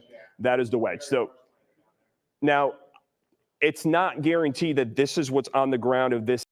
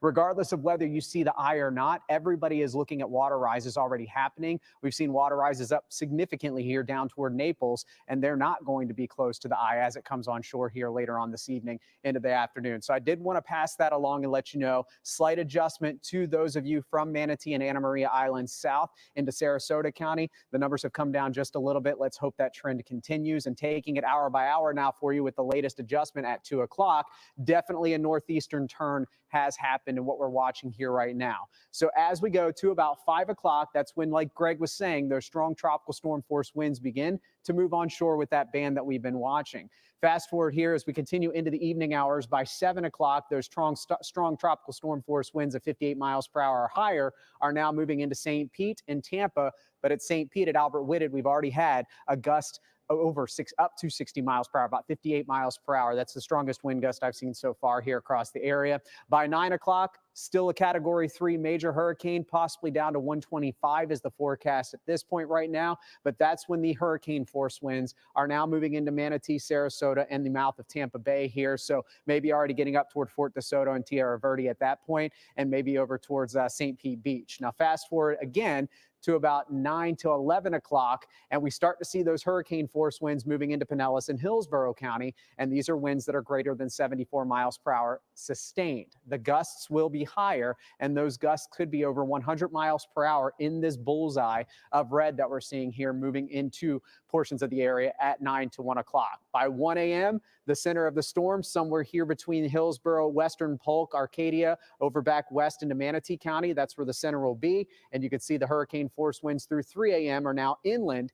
and moving through the heart of Polk County. And this is unfortunately where we're going to start setting us up with those potential stronger winds and a lot of the power outages. So I wanted to give that 2 o'clock update with you. Again, Greg is doing a great job covering these significant tornado warnings in our inland spots, but coastal areas here in about 2 to 4 hours, things are really going to start to ramp up for you as the center is now getting closer. Greg's still showing 130 mile per hour winds. And that's interesting, actually, Jason, because as of the 11 a.m. advisory, it was supposed to make landfall at 1:30. Now it's at 1:30 before landfall. So we're supposed to be at 1:30 at the 5 o'clock advisory this morning. So maybe it'll be lower. The Hurricane Center has been, remember, on the high end of the intensity forecast the entire time. That pressure has gone way up since this morning. I'm actually surprised that the winds are not down more with a 944 from where it was earlier this morning around 907. So the pressure is way up. This is not going to strengthen anymore, okay? I think we're done with strengthening for Milton. It is definitely in its weakening phase. The issue is that Milton winds down, the wind field spreads. Just looking at that advisory, as Jason was giving it to you, the hurricane force winds only extend about 30 miles from the center. That's it. So you have to be very close to the center of the storm to even see those 130 mile per hour winds. And they're going to be in a very small area, probably somewhere here or maybe the northern eye wall. I'd have to read the recon report to see where they actually found. And maybe Jason, if you've got the recon report, you pull that up, see if you can see what part of the eye wall they found those winds in. But I wouldn't be surprised if it's not necessarily in the eastern eye wall, but somewhere to the north or northeast of the center. I'm very curious to see where that is. It could be in this section right here. That's where the strongest winds are. Anyway, if it is in this part of the eye wall, you will have to be in this small stretch that's just a few miles wide and a few miles long to actually have a chance of experiencing those winds. The rest of the storm, the winds are not 130 miles per hour. So as this thing, let's assume the landfall is Sarasota. Probably within 5 miles of that landfall point is where you're going to see the strongest winds. Everyone else, even southern Sarasota County, up towards Manatee County, you're going to see lighter winds. I mean, still strong. They're still going to be hurricane force. But those 130 mile per hour winds will only have in a small area. And kind of looking at the forecast there, as Jason was showing it, with the hurricane force winds moving by.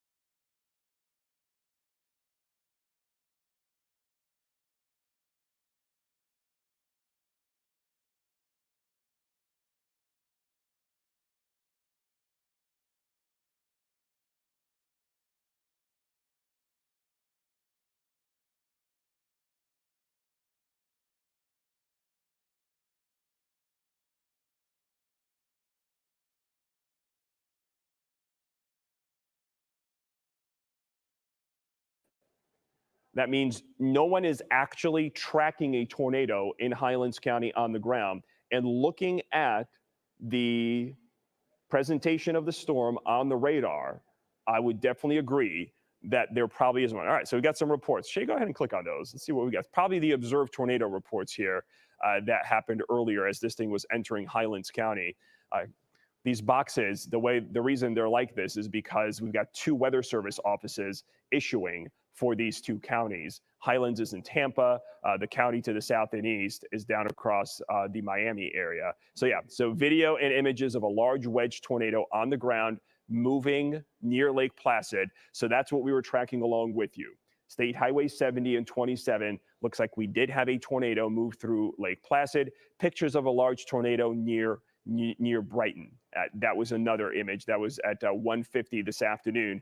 And there's the second tornado that's been on the ground here across south central Florida all morning. This one's near Okeechobee. But overall, you see there's more cells down to the south, and all of these are going to track towards the north and northwest as we continue to track Milton toward our area. So I think with these storms, at least nothing here being confirmed on the ground. And looking at Polk County, the storm in Polk County, by the way, I know there's still a warning for you. Let's go back up to Haines City, Davenport, the Lowman area. I know you're under a warning. This is going to be up towards I-4 as you come up towards Orlando. There's still a tornado warning in that area.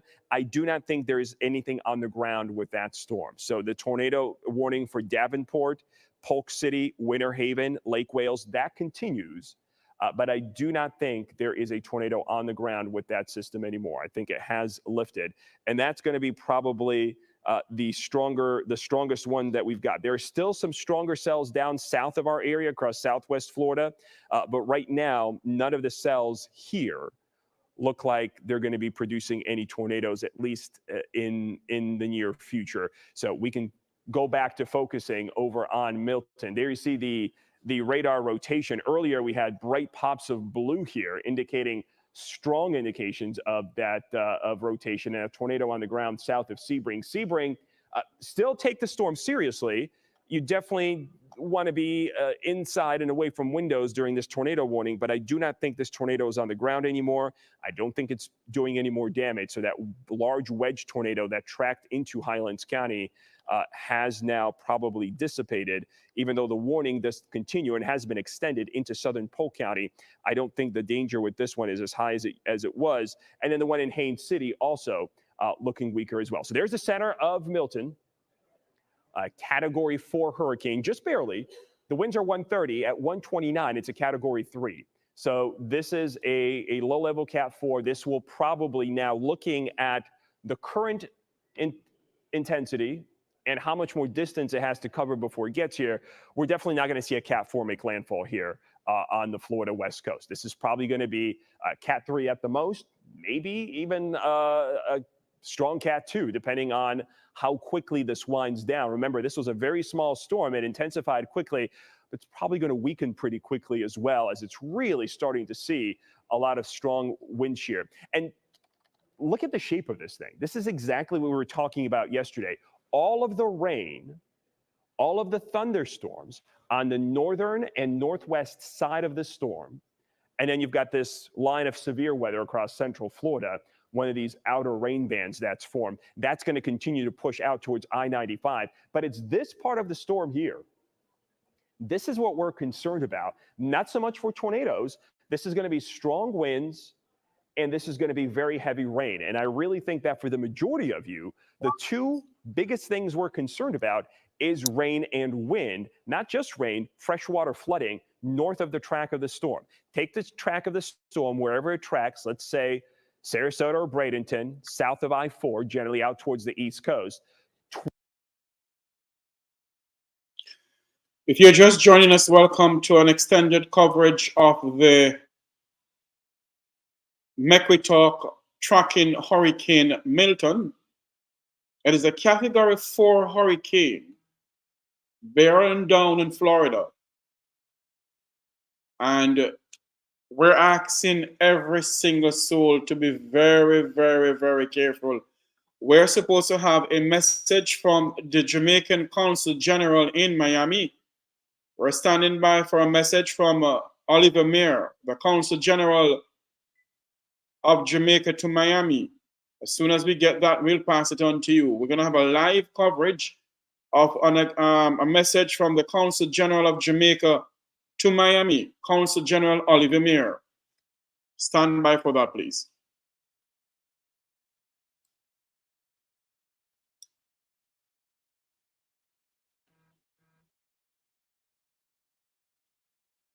Strength.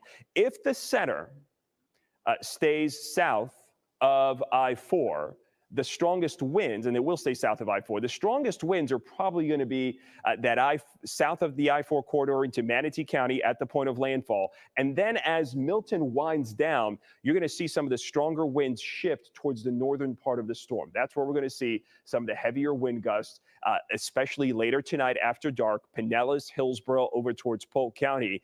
And then in the leading edge of the eye, wherever the eye tracks across the state. So that's going to be Manatee, maybe southern Hillsborough, maybe Polk. It could be as far south as Sarasota over towards Hardy County. If it wobbles a little more east than north, you're going to see that core of stronger winds move a little bit farther toward the south as it makes its way toward the east coast. This landfall is going to happen likely before midnight. As we continue to watch Milton coming in, the strongest winds are going to be later on tonight. I've got live pictures for you. This is over from Key West, the southernmost point in the continental United States. And yeah, there's folks out there. I mean, the folks in the Keys, they're not going to leave for this. I mean, they're not going to leave for a 4. And this is just brushing them by. This for them is just, it's a Wednesday, literally. I mean, they're still out there taking pictures, probably. Yeah. This is just Key West. You've got to be. You're a special person. You're down there in a hurricane, and they take pride in that. Dangerous, of course. Key West floods. It's an island out in the middle. I'm sorry, I missed that. We got one more. We've got more Siesta Key. We've got live pictures from Siesta Key as well. We can take a look at those. This is over towards Siesta Key, and you see Gulf is probably starting to rise, starting to see some water out there. This is going to happen slowly at first. Now, with Milton coming in a little bit earlier, at least in the Bay, that was a low tide cycle towards early in the evening. The high tides were more toward midnight. That might help. As Jason told you, they did revise the surge forecast for Manatee and Sarasota County. It was down to, Jason, remember, 9 to 13 feet? 9 to 13 were the numbers. Earlier this morning, it was 10 to 15. So that's certainly an improvement. Now, 9 to 13 is still much higher than what we saw down towards Siesta Key in Helene. That's still going to be a higher number, and that's the low end of what they're seeing there. There was a satellite picture. You can go back to that, Shay. That's fine. You can play that and loop it, see what's going on here with the storm. There is the system. There is the hurricane. Notice not looking at a well-defined eye anymore.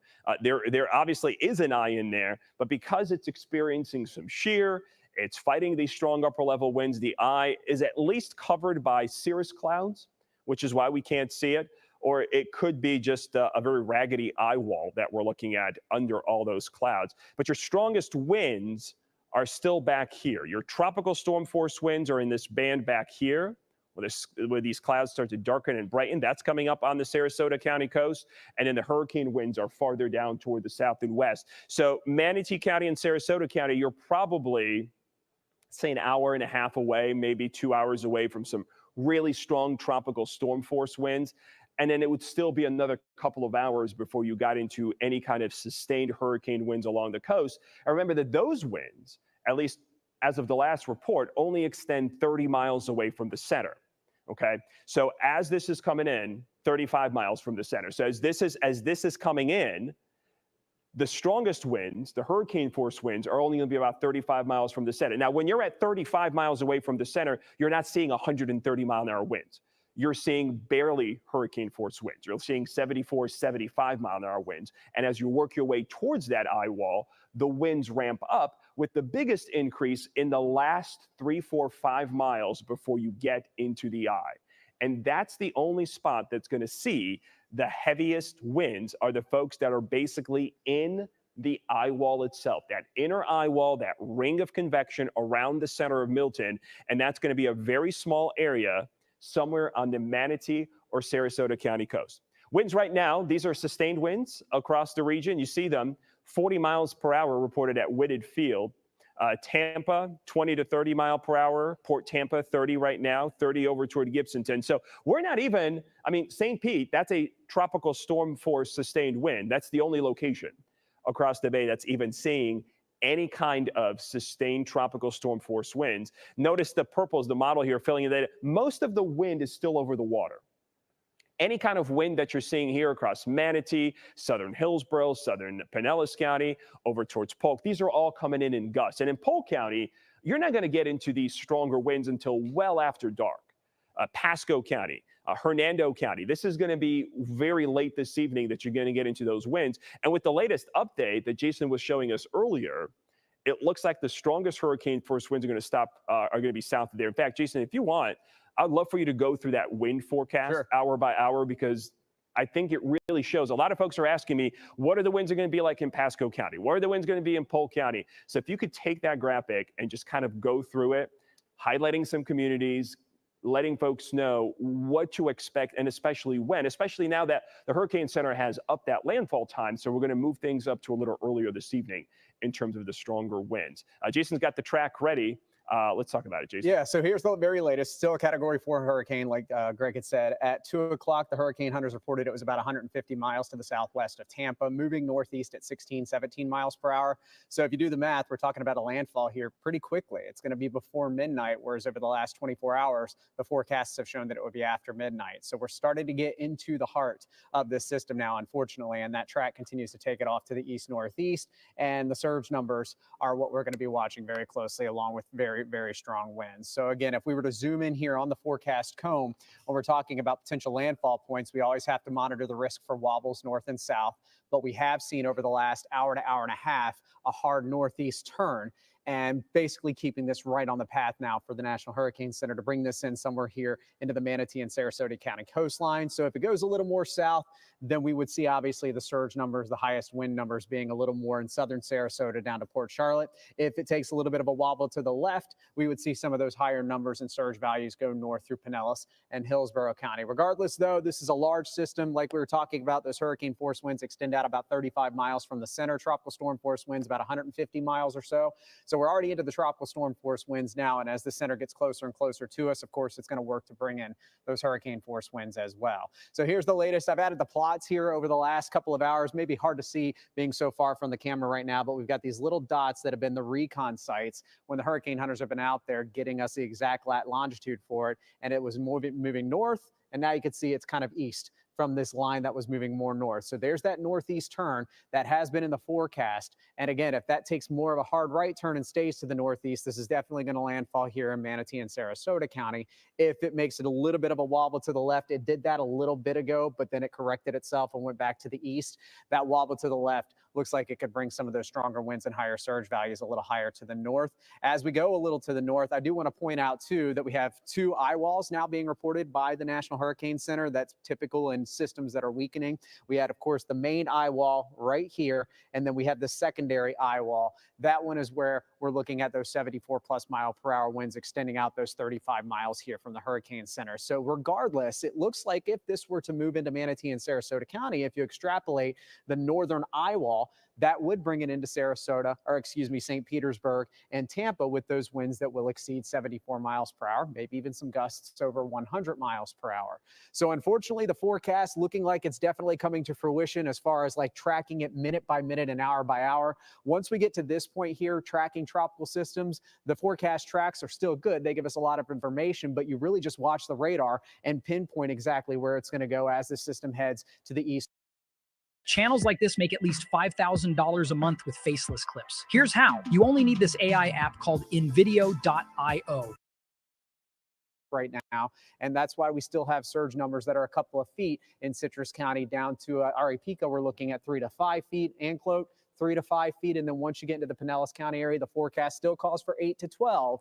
But if the center stays to the south, then we may not get to those numbers. We may not get even to 8 feet. But I don't want to go against what the National Hurricane Center is saying, because I think they're really taking into consideration if a wobble to the north happens, we need to still be prepared for the potential for one of the biggest surges that we've seen here on our coastline in history. So that's what we're looking at right now. Here are some of those updated numbers. Not much change, except we've dropped the 10 to 15 feet. The National Hurricane Center now going 9 to 13 feet in this magenta area. That does include Anna Maria Island, Longboat Key, Lido Key, Siesta Key, all the way down through Casey Key, Minnesota Key, Inglewood, Venice, Nokomis Beach. All these areas could potentially see a surge up to 13 feet now based on the latest information from the National Hurricane Center. In Tampa Bay, we're talking about St. Pete Beach, Indian Rocks Beach, Bel Air Shores, all the way up to Sand Key and Clearwater Beach, 8 to 12. In the Bay itself, that's downtown St. Pete, downtown Tampa. If the track brings the surge up a little farther north, we could easily get into the 8 to 12 foot category. And then from Anclote to Aripeka, 3 to 5 feet. And then from Aripeka north up through Crystal River, this is where we're now looking at a 2 to 4 foot surge being forecast here from the National Hurricane Center. So let's talk and the hour by hour, because I know you want to know when the worst is going to come through. When those power interruptions, when are they supposed to really start taking shape here for us over the next few hours? So this is paused at 5:30 evening in yellow. These are 40 to 60 mile per hour winds. We've already seen that happening here in Tampa this morning, in St. Pete with a gust. The latest I saw was 58 miles per hour at Albert Whitted Airport. Let's fast forward here another couple of hours, going from 5:30 to 7 o'clock. The orange colors are those stronger tropical storm force winds that are 60 to 75 miles per hour, around 73 miles per hour. And then in red, these are the hurricane force winds. And remember, a track 10 miles north or south is completely plausible. So even though it's showing this 10 miles north and south, 15 miles north and south, we're still expected to see the potential for these winds to exceed 74 miles per hour in these areas. That's 7 o'clock. So we'll start to see some power interruptions after 7 o'clock. Hopefully it doesn't go out completely. You may get initially some glitches into the power and it comes back on. But once these hurricane force winds start to move on shore, as this Category 3 hurricane begins to approach our coast and make landfall sometime around 9 o'clock or so, that's where we're looking at the widespread power outages likely. Here in Manatee and Sarasota County initially first, spreading north into western Pasco, all of Hillsborough and Pinellas County. By 9 o'clock tonight, St. Pete, Tampa, up to Newport Richey, and up to Pine Island. That's where we're looking at gusts just shy of hurricane force. Here in red by 9 o'clock tonight, from Fort DeSoto south through Apollo Beach, and also getting into areas around Palmetto and areas in and around Memphis on the southern apex here of I-275 and 75. We're talking about Anna Maria Island, Longboat Key, Bradenton, down Conquistador over to SRQ Airport. We're also looking at the potential for power outages beginning to really take widespread shape here for those of you in Longboat Key, down to Lido Key, and then all the way down to Nokomis, Venice, Inglewood, and Minnesota Key. That's 9 o'clock. So let's move forward to 11 o'clock. The center now approaching the coast if it hasn't already moved on shore. Again, this thing is moving really fast. So time-wise, I'd say anything is possible after 8 o'clock for a landfall, depending on how quickly this thing does continue to move to the east-northeast. But by 11 p.m., strong tropical storm force winds now into Polk, Highlands, DeSoto, and Hardy counties. It's made its way all the way up as far as those 50 to 60 mile per hour winds now into Hernando County. Citrus County, you're still in the lower tropical storm force winds, but still gusts over 40 miles per hour. In red, we're now seeing St. Pete in the sustained hurricane force winds as we go from 9 to 11 o'clock. South Tampa, Davis Islands also included in this, Apollo Beach, Ruskin, down to Sun City Center, Waimama, all beginning to see those sustained hurricane force winds of 74 miles per hour or greater. The entire county of Manatee County, whether you're inland or at the coast, by 11 o'clock tonight, sustained hurricane force winds of 74 miles per hour higher. These gusts could exceed 100, of course, easily, especially within those two eye walls. If it stays those two concentric eye walls, we'll likely see a couple of pop opportunities for us to get those winds over 100 miles per hour. All of Sarasota County by 11 o'clock is now in the sustained hurricane force winds, and this is also when the surge begins to maximize and pile up at the coast, especially at or south of landfall. Again, if it's a little north, if it's a little south, That would change those numbers for some areas here north and south as well. That's why we prepare for the worst and hope for the best. But on the current forecast track and what we're seeing with that hard northeast turn, by 11 p.m., there's where the sustained hurricane force winds are going to be. By 1 a.m., Tampa now included in that, all the way down 75, all the way into Sarasota County. Landfall has happened by this point. It's not here. This is where the center of the storm would be as we go to 1 a.m. And then fast forward to 3 a.m., we're beginning to see this shift east, Polk County through 1 to about 7 a.m. That's when you're going to see sustained hurricane force winds basically over the entire county, over all 700,000 plus of you that live here in Polk County. From 1 to 7 a.m., that's when it's going to be at its worst for you. By 6 a.m., we're back to the tropical storm force sustained gusts, or winds, I should say. Gusts still easily up to stronger tropical force here at the coast. And then by 9 a.m., the storm is potentially down to a Category 1 as it's crossing over toward the Space Coast and Cape Canaveral, back west to our coast. At that point, by 9 a.m. tomorrow morning, this is where we're looking at tropical storm force winds. And then by 2, 3 o'clock tomorrow afternoon, we're done with this system, and we're going to see what's left and what happens with the aftermath here as we go into the forecast. So still looking at several tornado warnings. It looks like a new one has popped up in and around the I-4 area. Let's zoom into this spot really quickly and take a peek at this storm, because I-4, of course, highly populated here in Polk County. So if it's east of Lakeland, it includes areas to the north and eastern side here of Lakeland. It's that red polygon that shows up right there. Tornado warning. Let's see what the tag is on this one, if it's observed or it's radar indicated. So it's a radar indicated rotation. No confirmation of a tornado, at least at this point right now. Let's see if we have any debris signatures showing up here like we did with some of the ones earlier. And it looks like I'm not seeing a debris signature at this point, but we need to treat this as if we do have a tornado in progress. We're going to break away from this live feed and bring you a message from Jamaica Consul General to Miami, Oliver Mayer. Stand by for a live, a recording message from Jamaica Consul General to Miami, Mr. Oliver Mayer, encouraging Jamaicans and other nationals to be safe. You heard us speak about Port County a while ago. That's where I am. And it is not looking good outside, as we're going to get a message from the Jamaican Consul General to Miami, Mr. Oliver Mayer. Let's see if we can get a hold of this right here now. We were trying to get him on the phone earlier on, but it's not really possible to get him on the phone right now, because based on what I'm hearing, he's trying to assist people in so many ways he can. So let's have a message here from the Jamaican Consul General to Miami, the Honorable Oliver Mayer. Greetings, everybody. As the hurricane approaches closer, this is my first advisory. And I prepared an acronym called PREPARE, as we move closer to Hurricane Milton approaching us here in Florida. And P, first of all, is plan. Let us have a plan which should be based on the advisories from the official local authorities and the necessary safety precautions. Let's have a plan and stick to it. We want to ensure that we review our supplies, ensure we have at least 3 or 4 days of food and water at home. All right, so we have that. We have our batteries, our flashlights, our cell phones are charged. Evacuation, and for those persons in flood-prone areas, you should have already evacuated. If you have not already done so, please do so. So that's PRE, and then now P. The other P now is P, to protect your home. All right, so we want to ensure that we don't have any loose articles in the yard. Those are safely secured. If we do need to button up, we do so. Those who can get sandbags, these are also always very helpful. Stay alert and informed, right? So as long as we have power, we can continue to watch the latest advisories coming networks. And we want to stay alert to all emergency tips and advice that we're being given. Then R, reinforce safety measures. Of course, fill up gas tanks, charge electric devices, unplug appliances and electronics.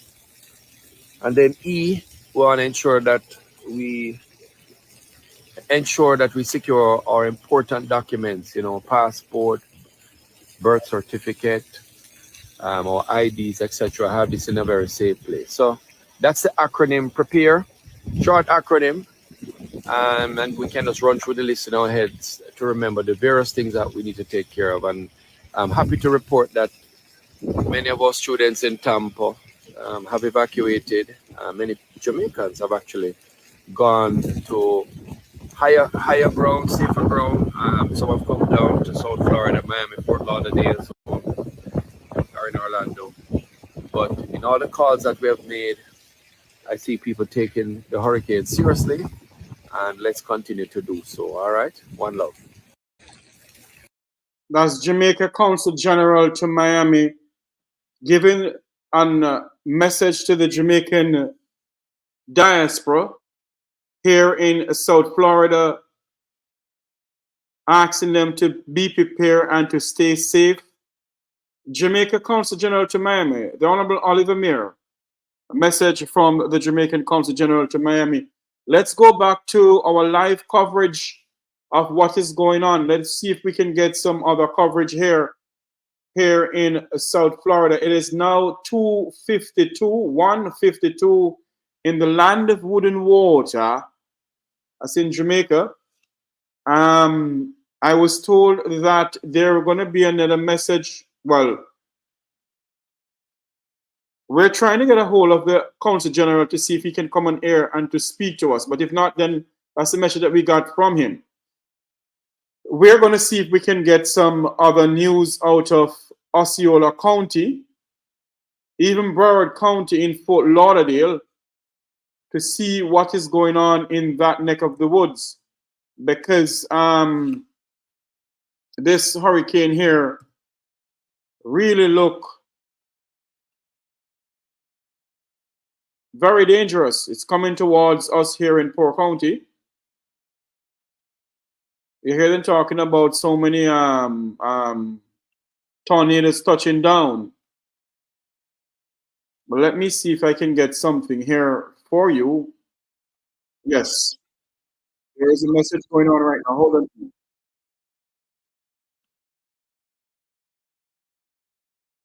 One moment for me, please.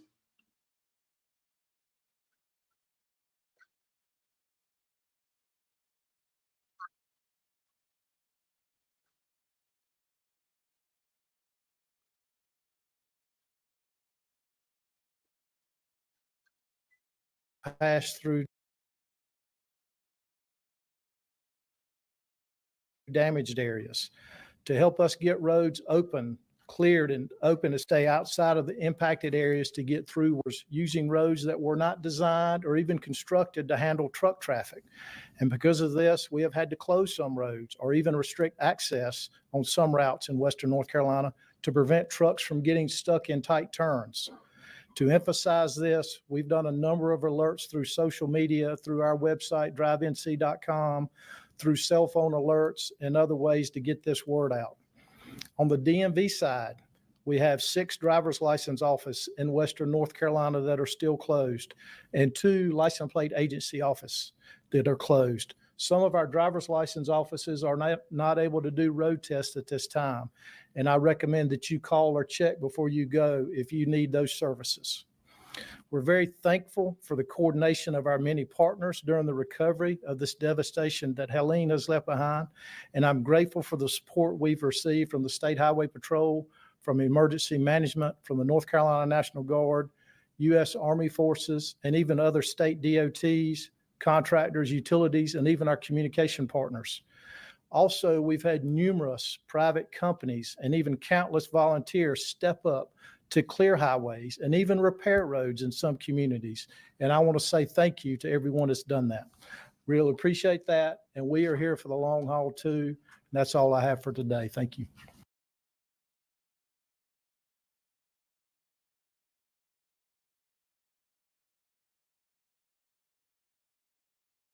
There you have it, one of the states giving update on what happened in Hurricane Helen. We're still here. We're going to bring you some more live coverage. It may have, as long as I can bring you live coverage, I will. If not, then I will let you know, because safety come first. Safety come first. So as soon as I can, give you some more live coverage in a sense. If I can't, then I will let you know. We're gonna go to another news conference. I was told that no, that was given before. Governor Ron DeSantis gave that news conference earlier on. The breeze outside is picking up. The winds outside is picking up. My webcam outside is not working as I would want it to be. So even if I switch to that, I will not get the correct visual of my webcam. The webcam outside is not working as I really want it to work. But based on what we have here, based on what is going on, I just want you all to know that we're trying our level best to be safe. As what the Jamaican Consul General to Miami has just issued a message to the Jamaican population here in South Florida. We brought that to you live. A message from a Jamaican Consul General to Miami. We brought that to you earlier on. What we're trying to do here now, we're trying to get a coverage of what is going on in Key West, Florida. We're trying to get a live coverage of what is going on in Key West, Florida.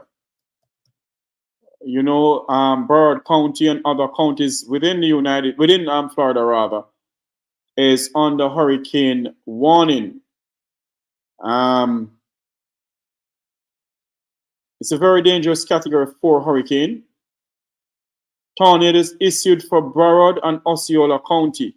Let me go over to this section here. As what they said, a tornado has been issued for Osceola and Broward County. One moment for me, please, that I get this up here that you all can see what I am seeing, what I'm talking about.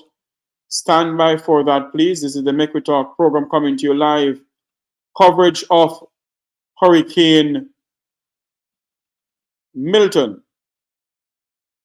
Here we go. Let's stand by for this, please.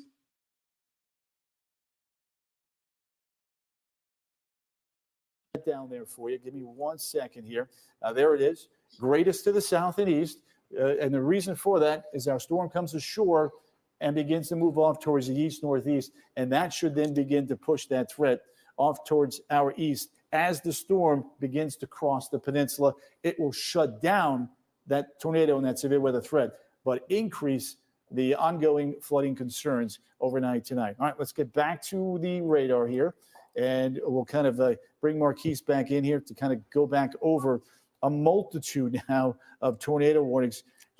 Marquise, what's going to be amazing to me today, by the end of the day, we could easily have over 20 tornado warnings here in Central Florida based upon what we're seeing right now in the trends. Let's get you back into Brevard County, Deer Park. We're watching this again very, very carefully here for you. I'll bring in Marquise, and I'll drive for you, my friend. Appreciate it, Tony. Now, oftentimes, we want to look and see what's happening upstream to get an indication of what's going to be overhead in the next few hours. And upstream from us, we've had 10 to 15 tornado warnings across southern Florida, and now those are creeping into central Florida, right? We have the ongoing warning that just got extended across parts of Brevard and Osceola County. I think to our south, we had a train spotter go out. We did confirm that a tornado touched the ground in Okeechobee County, and that's what meteorologist Cam Tran was just showing me a moment ago. There is the LSR, right? The storm report of that tornado that did touch down on the ground. We've got it confirmed by a train spotter. So these are now not just radar indicated signatures.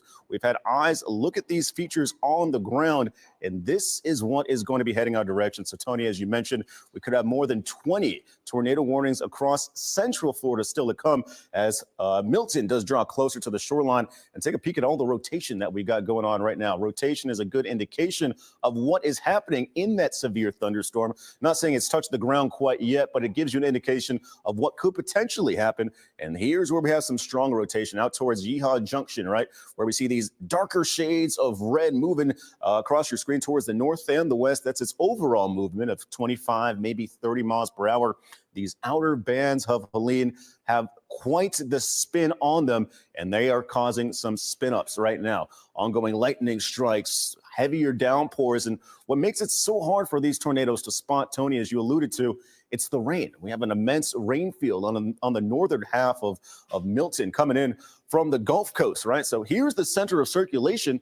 Well, we see all the rain is far spread to the north. And if you divide this into 4 sections right now, as Tony's just drawn, giving you guys an indication of how far Milton is away from the shoreline, about 80 to 85 miles away from that Tampa Bay, Sarasota area. But if you divide this into 4 quadrants, it's the north and right front quadrant that often does see the brunt of the severe weather impacts. We call that the dirty side of any hurricane coming in, and that's where we have all of our severe weather concentrated right now. So a moment ago, Tony was just showing us what areas of Central Florida are going to be most likely to see any potential severe weather. And the further south you go here in Central Florida, the more likely that chance is going to be across the rest of the afternoon, the evening, and even your overnight hours. So we've had multiple tornado warnings across our southernmost communities, including Osceola, Brevard, and Polk counties. And here is that severe weather threat. Most of our counties are under a tornado watch until 9 o'clock, with the exceptions being Marion, Flagler, and Volusia counties. I do believe that might be extended, or we might even just extend the watch coverage to cover all of Central Florida in the hours to come. But here's why. We've had several active tornado warnings across parts of Central and Southern Florida. We even had a transponder in Okeechobee County confirm a tornado did touch the ground there. Taking a look at the Doppler winds right now, we could give you guys an indication of how quick these strong, breezy conditions are. We've got wind speeds between 50 and 70 miles per hour, and that's including the rotational force that these tornadoes are bringing your direction. So we've got a multitude of tornado warnings all across southern Florida, but in our neck of the woods, we're paying close attention to Brevard and Osceola counties, where we do have the rotation indication on right now and the heavy downpours that are associated with these severe weather events unfolding before your eyes. So the rainfall accumulation rate, we were checking it just a moment ago. We could possibly turn it back on for you just to see how fast the rain is falling from the sky. It could pile up rather quickly. We've seen rainfall accumulation in select cities across or select parts of Brevard County between 2 and 3 inches. And these are quick moving storms, right? They're not staying overhead for, let's say, an hour's time span because they're moving towards the north between 25 and 30 miles per hour. But let's say the rain did stay overhead for over an hour. You could possibly pile up 7 inches of rainfall with just one storm. And that is certainly going to increase the flood threat, which is why all of the state of Florida, or all of Central Florida, better yet, is under a flood watch, because we are heavily saturated and we are about, let's say, 7 to 8 hours away from a potential landfall in the Tampa and Sarasota area. Tony? All right, yeah, just looking at this, Marquise, you and I talked about this when you got in. When you have tornado warnings all the way down towards South Florida, on into the Kissimmee area, it's going to be a longer than normal duration event. So that's one of the things that we're going to be watching here. Just a heads up for the guys in the back, we're going to give Marquise a little bit of a break here. Cam is going to rotate on in, and we're going to stay through. We're just going to use WSI-1 when she's here, just to kind of help direct the traffic here. And we'll just route everything through WSI so that we're not fighting each other. Again, reiterating here, there's Kissimmee, there's Palm Bay, there's Yeehaw Junction. We have multiple tornado warnings. We have just started to get into this now, and this is all going to lift up towards the northwest as we get into the evening hours. This is going to impact folks in the metro areas. This is starting to come up from the south. This is going to include the tourist district. This is going to include downtown Orlando. This is going to include the I-4 corridor and will likely go right up I-95. I'm still not yet convinced that this is going to go shoot out to sea. And the reason I say that is when I look at the live radar and I look at the storm here, for me, this is the track, okay?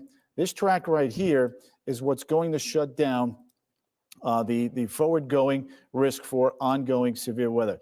The sooner we can get this through here, the sooner we can get this to go out to sea, all right?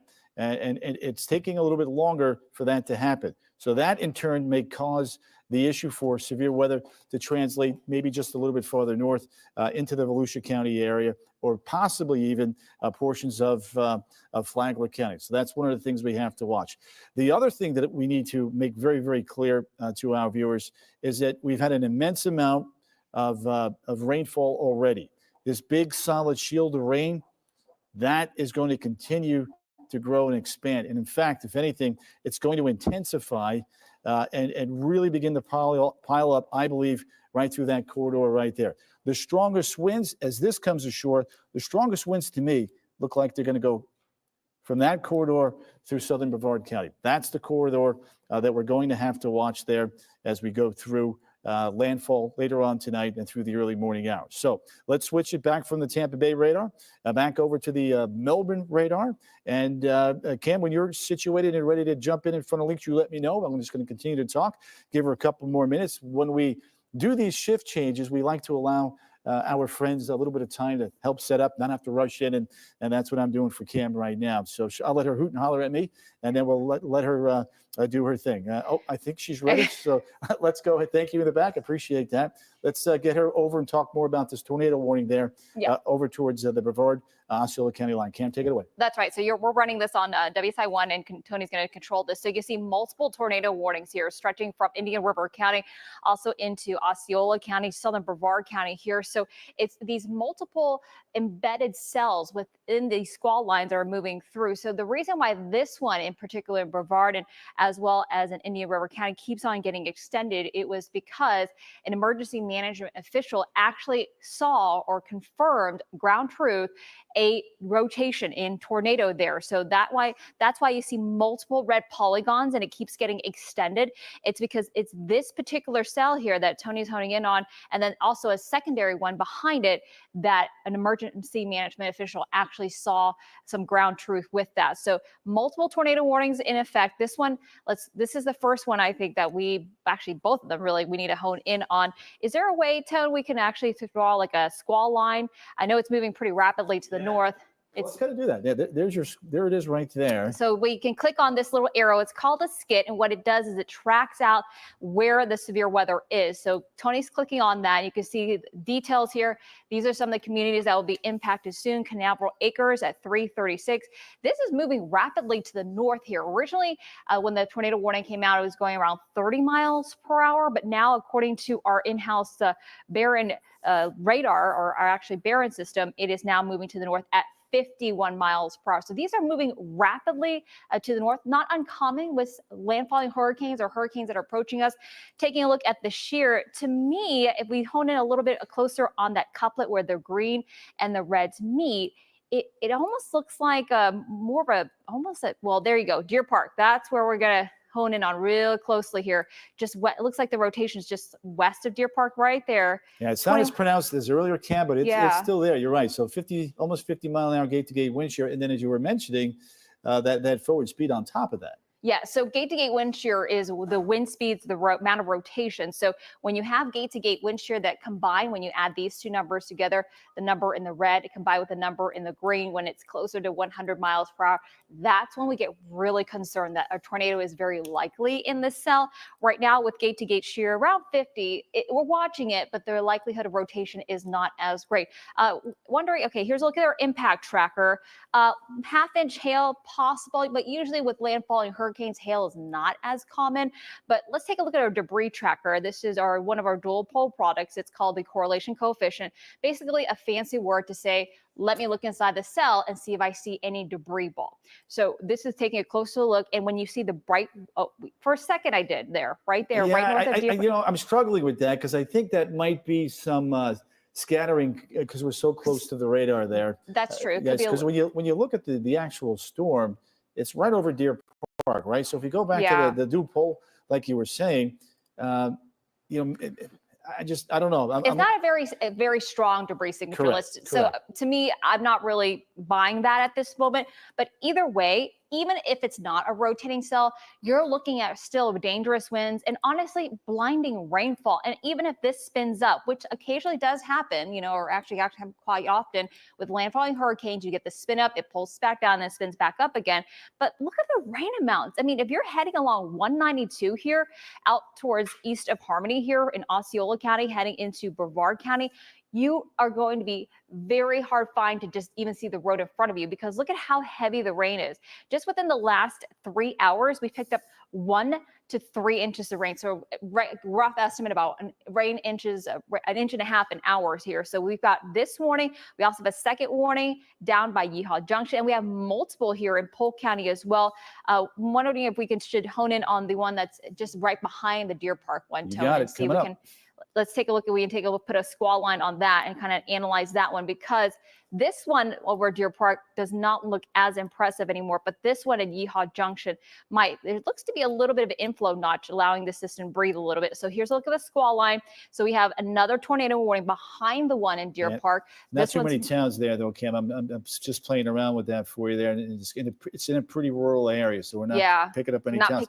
But let me do this for you. I do want to do one thing. So there's our radar. We'll send it back to Tone. I was going to say earlier today, we were using our radar, and it was picking up some nice echoes up there a short time ago. Thankfully, it's not doing that, though, right now. But one of the things I think Cam did want to look at there was the velocity product. And you can see east of Lacosi there, northeast of Yeehaw Junction, we've got cameras that are being kind of used in the vicinity where we're covering some of these storms. You can see there's some pretty good gate-to-gate wind shear there right now, 80, almost 80 to 85 mile an hour gate-to-gate wind shear. That doesn't mean 80 mile an hour winds are reaching the ground. It just means that somewhere in that thunderstorm, as it's grown vertically, there are winds that are that strong. And that doesn't mean it's going to come to the ground, but if it continues to develop, we get a better signature, and Cam will back me up on that.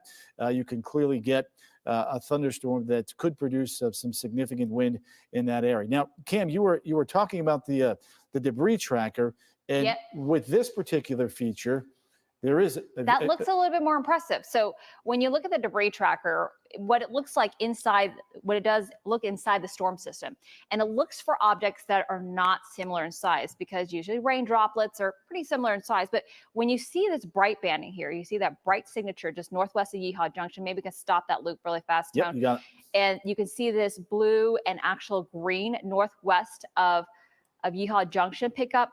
That is a sign that there possibly could be some debris in it. So basically what debris tracker does, it looks at things inside the storm and goes, what is not the same size? And usually when there's debris, meaning objects, fences, pieces of wood, it's not the same size. So it's picking up. What I find unusual, though, Tone, is that debris signature is well away from where the polygon is. Well, initially I was thinking the same thing, but here's what I think is going on. So we've got the center of that storm off towards the southwest, and everything's trying to gravitate towards the west. So I think that's what may be going on there. The other thing, though, is that, we've got another tornado warning now into the Lake Wales area, and then we've got this ginormous flash flood warning now that goes from Sebring up towards Haines City on into Lakeland, and then over towards the Tampa Bay area. So we've talked about this, and Cam and I were worried about this yesterday when we were conferring with both Summer and Michelle in Toronto yesterday, that we would be transitioning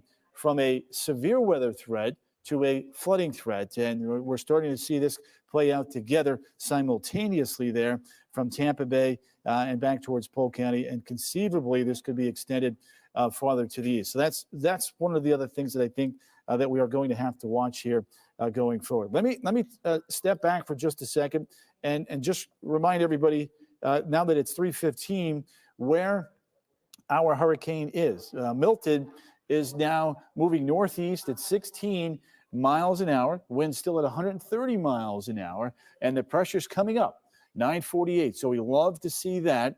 We get our next advisory here at 4 o'clock. We're doing them hourly now. The next cone will then be arriving at 5 o'clock as well. So we're getting a lot of information coming our way, but it really truly looks like more and more that this is going to come ashore just to the south of the mouth of the Tampa Bay area, which means that the surge is going to be pretty high, probably running 8 to 12 feet there.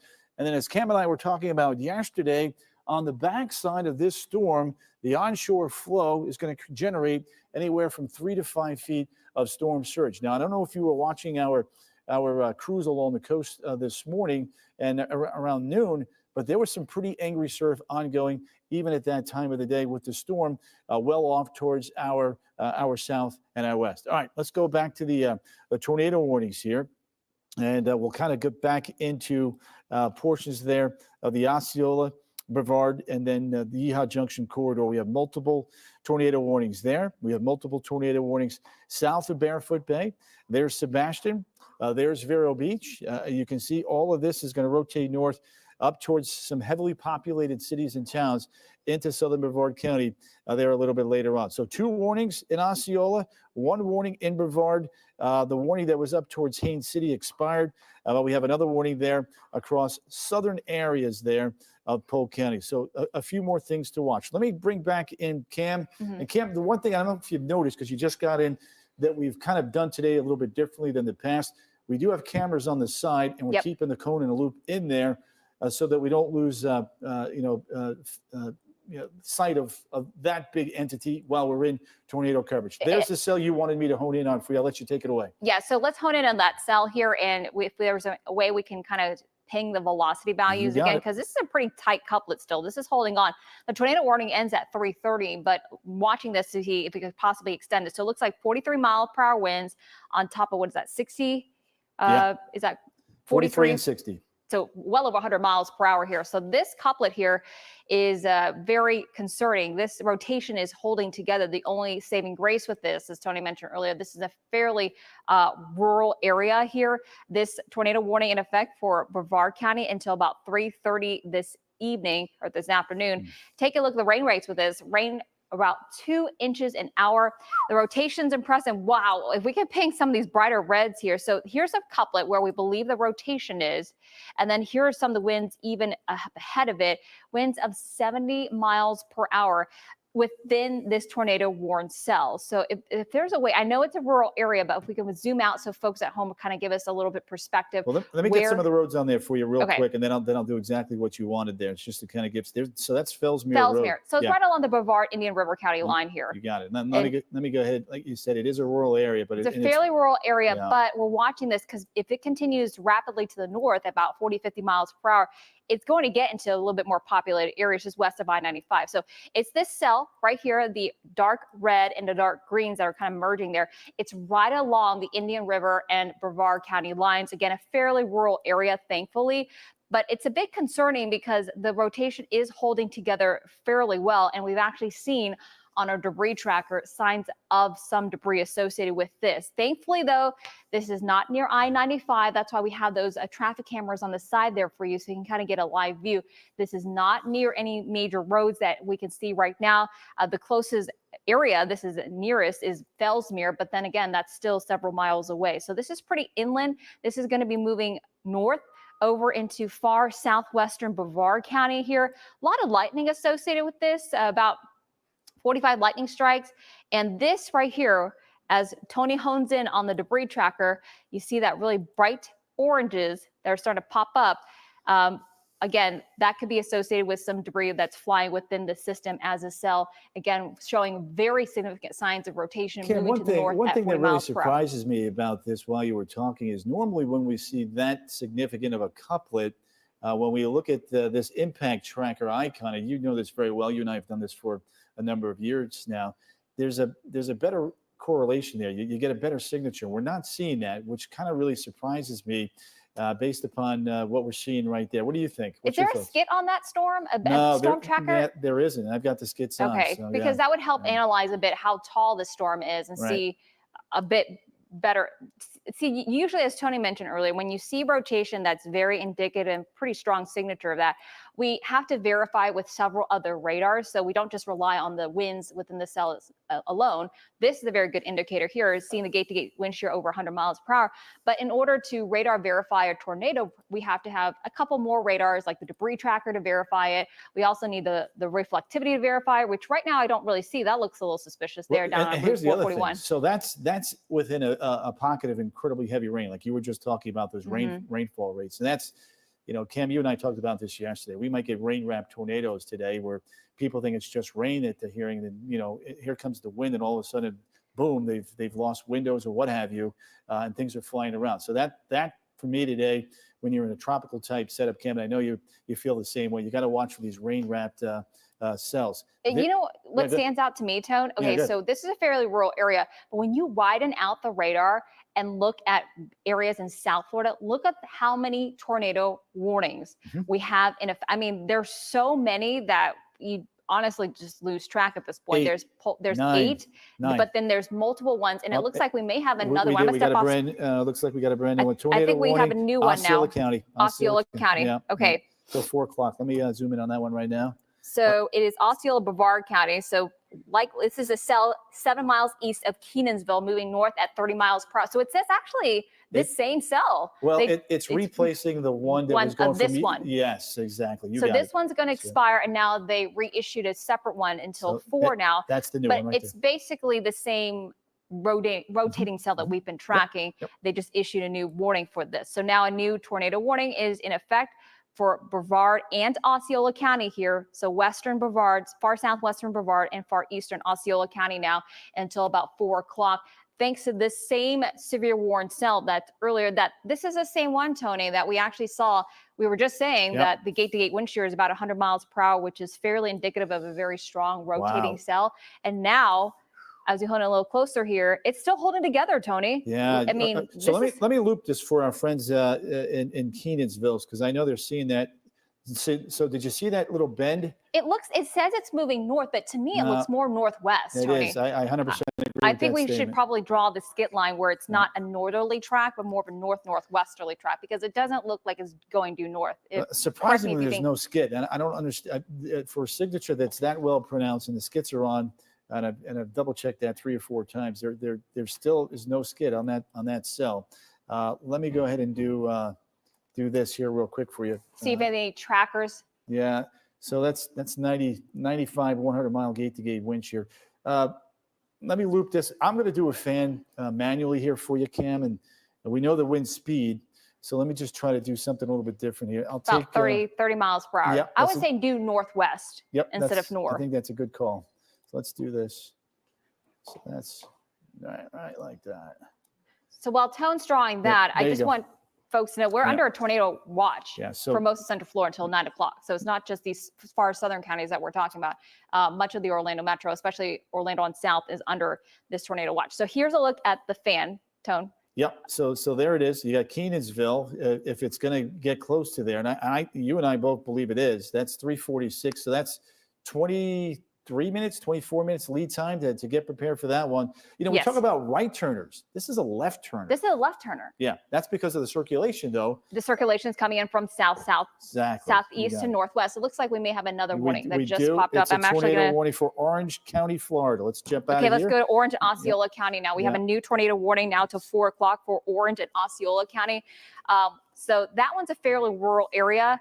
And then let's hone in. So they're taking that one from Deer Park, Cam. It looks like they're going to go. They're going to extend it into eastern Osceola. Let me give you a brand new time on that there real quick. So that is also 4 o'clock, by the way. So if you're now joining us, we're on air because we have multiple tornado warnings currently in effect for now Orange County. We have one in effect for Orange County, eastern Orange County. We have several in effect for eastern Osceola County, and we have several that are in effect for far southwestern Brevard County. So we'll go into the latest one that was just issued here that impacts far northeastern Osceola and eastern Orange County. This is going to move into a lot more populated areas here. So Tony, what he's doing is drawing basically what we call a storm fan to track out some of the communities. This is a lot of communities, Tony. So I'll let you read them out because it's hard to.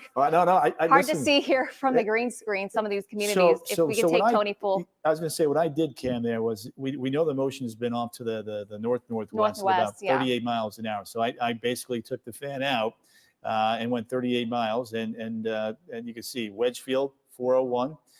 There's Alafaya, 413. If the speed and the forward motion does not change. East Orlando, not downtown Orlando. Let's make that very clear. 420. And then over towards Goldenrod, 421. That's going to be another time frame for folks up that way. Go ahead, maybe Kim. folks in the back can actually take, well, I would say the 528 or beach line can, because this could possibly make its way that far north, Tony, that it could cross the beach line. So maybe one of the tower cameras or the traffic cameras we can pull up on our side box here is 528, the beach line, because if this holds together, this will cross over into the beach line eventually. So here's a look. This new tornado warning now in far northeastern Osceola County, as well as in far eastern Orange County. Want to hone in to see where the exact rotation is, Tony, that they're honing in on. I want to see exactly where they're saying this rotation is. It's right there. It's very close to Deer Park. We've had that just north of Deer Park. That's 192 is Earl Bronson Highway, by the way, for folks that are new to Central Florida. And so let me go ahead and ping some of these winds, Cam, for you there. And then what I'm also going to do, it's not that impressive. 50s, it doesn't look that impressive, But let me, so you kind of get the sense, though, of that rotation, I think. So you got that in there. And I'll let you take tone full. I'm going to walk off to read this discussion really fast to see why they warned this. I'll just drive it here for a second. One of the things that we like to do is just kind of bounce off of each other, take a look at some of the information. We have what's called a Slack program, which allows for us to communicate with local emergency managers and weather service offices that sometimes they send information out to us. We go back and forth with that. But so there's a look at that one cell. And what I'm going to do here is I'm just going to loop it. And this is the reason why they just extended that tornado warning into Orange County, is because you can see that little area of rotation is now coming out of this watch and bouncing up towards the north. There's the brand new tornado warning, as you can see, east of Harmony, now just south of the beach line. So we'll continue to monitor that going forward. The one thing that concerns me, and I can't stress this enough, for those of you at home, is if there is a tornado, and I'm not saying that there is in that particular one, that doesn't look as well pronounced as the one down to the south, but what you're going to find today with a lot of these rotating thunderstorms is they're going to be embedded within some incredibly heavy rain, and we call those rain-wrapped tornadoes that sometimes can happen. And those are the ones that can get you into trouble because you just think it's heavy rain, and lo and behold, within it, you have something that's rotating and potentially reaching the ground. Oh, that's unfortunate. I was hoping that we would have our West 2 image from that particular corridor. We don't, but this is back to Melbourne, and you can see a pretty neat looking hook signature there. Hook signature is a signature that says there's definitive inflow into the storm, and you can see that right in here, just east of Kenansville. One of the things that Cam and I have been talking about and going over is the movement off towards the west-northwest, and it looks like, Cam, that this is going to go just to the east of the Kenansville area. However, there is a significant punch of wind. In fact, let me go ahead and give you some of the latest wind here. And then you can see right in that little corridor, you got gate-to-gate wind shear of close to 64 miles an hour. So a lot of wind embedded within that big shield of rain. So you have no idea what's coming your way until it actually physically hits you. That's the message we want to send to a lot of folks today. This is going to be the theme with a lot of these tornado warnings today, are these rain-wrapped signatures in storms that are producing rainfall amounts that are just unbelievable. And this is one of the reasons why we've had so much concern for flooding. This is a 3-hour rainfall graphic with that line that's set up with that lead squall. That is a rainfall rate now of 3 to 3.5 inches of rain along that corridor that encompasses western Brevard County and eastern Osceola County. So that right there is going to lead to some issues as we go forward. So there's that little signature right there. You can see that this little hook. It's like a teardrop right there. You've got inflow here, and then you've got the little twisting and turning right in there. So if there's going to be a tornado, it's going to be just east of Kenansville, right in that vicinity. And I think I hear another tornado warning. It looks. I'm going to look right now and see what it is. Let's see who that is. It's probably going to pop in here any second. It's actually a flash flood warning. We have a flash flood warning for Osceola now and Indian River County, which does not surprise me with all this rain, Tony. Yeah, I mean, you're absolutely right. So let's take a look at the 12-hour accumulation. Oh my goodness, look at that right there. So this is 12 hours, okay?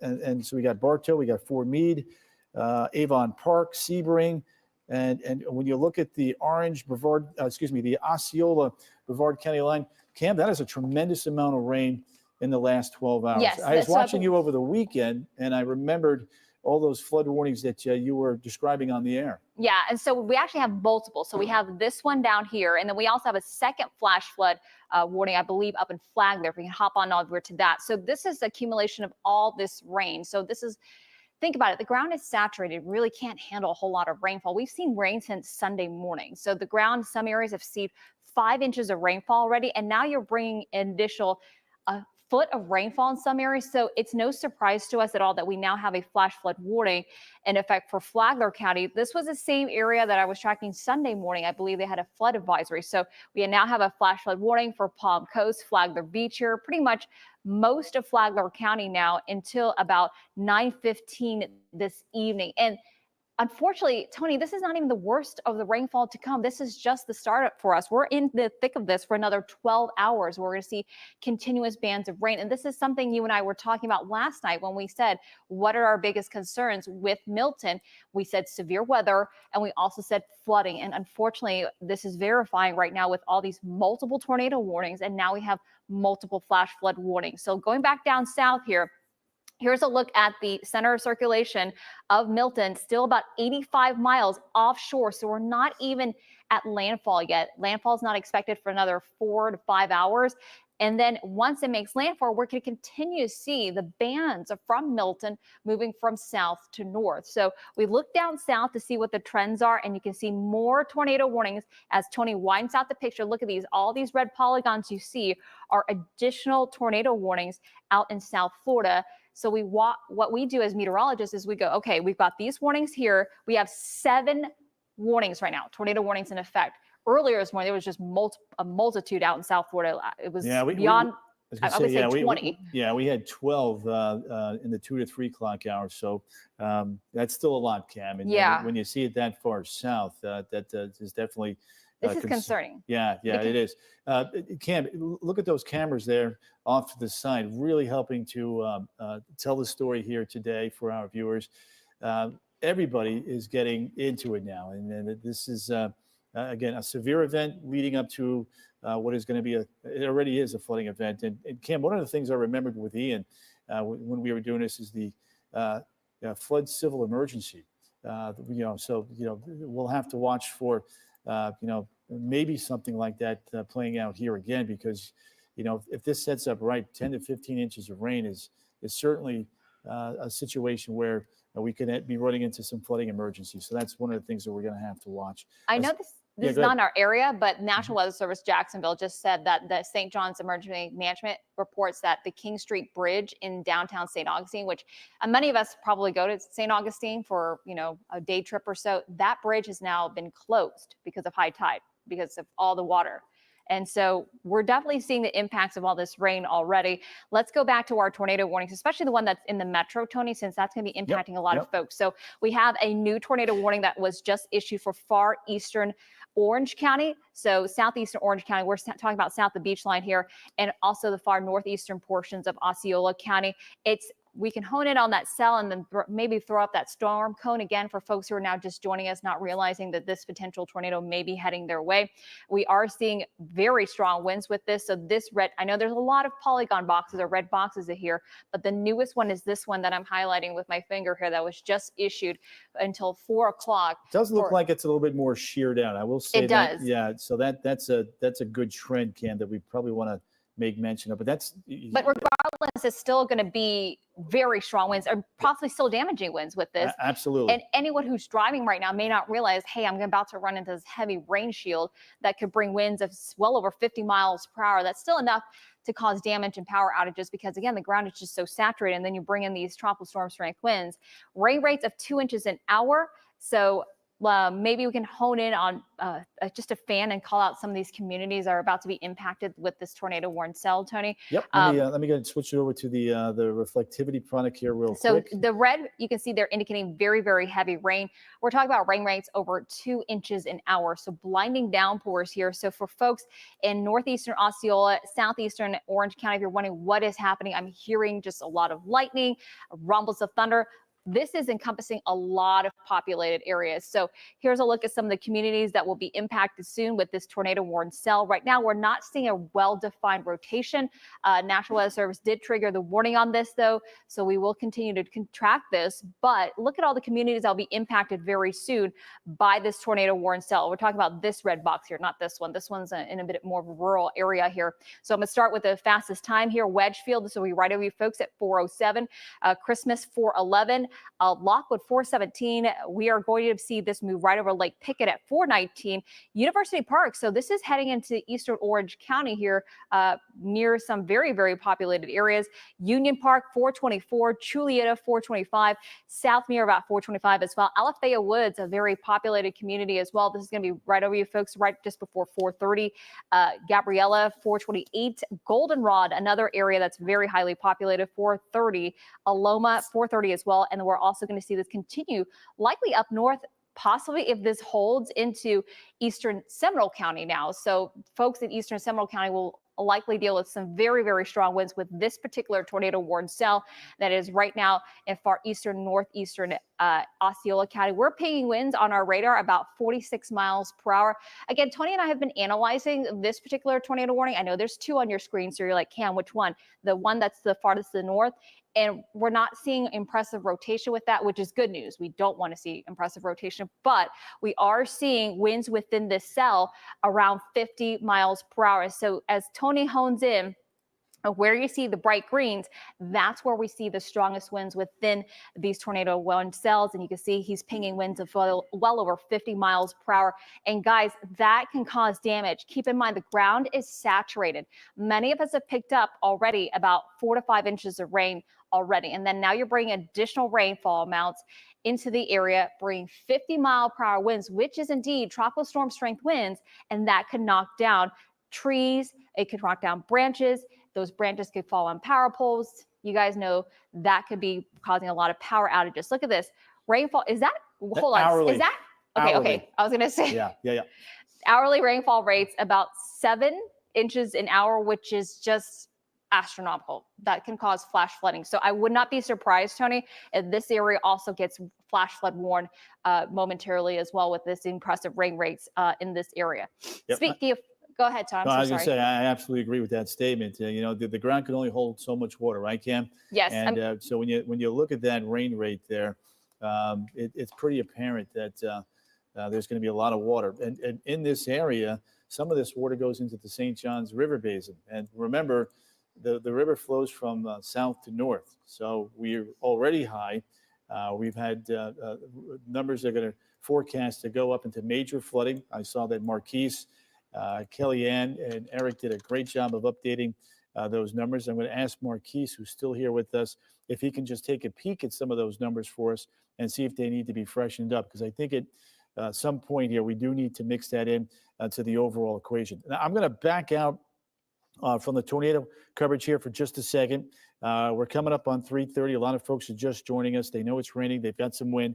What I want to do, though, is I want to give you some perspective on this storm and kind of widen out the view here and just remind folks with what we're dealing with. So we're getting these hourly updates now from the National Hurricane Center. You can see the forward speeds at 16 miles an hour. The winds are now down to 130. The 8 o'clock estimate is for 125. Then we're talking about landfalls at Cat 3, then a 2, then a 1, and pushing offshore as a hurricane through central and southern Brevard County. It will not be until this storm moves east of us that will shut off, I think, that severe weather threat. So I think by 9, 10 o'clock, we're shutting it down, all but maybe southeastern Brevard County. It just depends on the forward speed of this and the timing. The other thing that I do want to show our viewers is we like to show the storm in relationship to the cone. And there may be a little bit more of a jog towards the left side, maybe meeting more of an issue there for sections of the Tampa Bay area. And that's not a trend that we want to talk about. But if this stays on that northern or western edge or the northern edge, depending upon your perspective, that forces more water there into the Tampa Bay area. So we'll watch that. Another quick reminder is that when you look at the cone and you look at all of the advisories there are many of them now that are over a good chunk of central Florida. And the hurricane warnings, go from Marion to Flagler all the way down towards almost the northern side of Lake Okeechobee.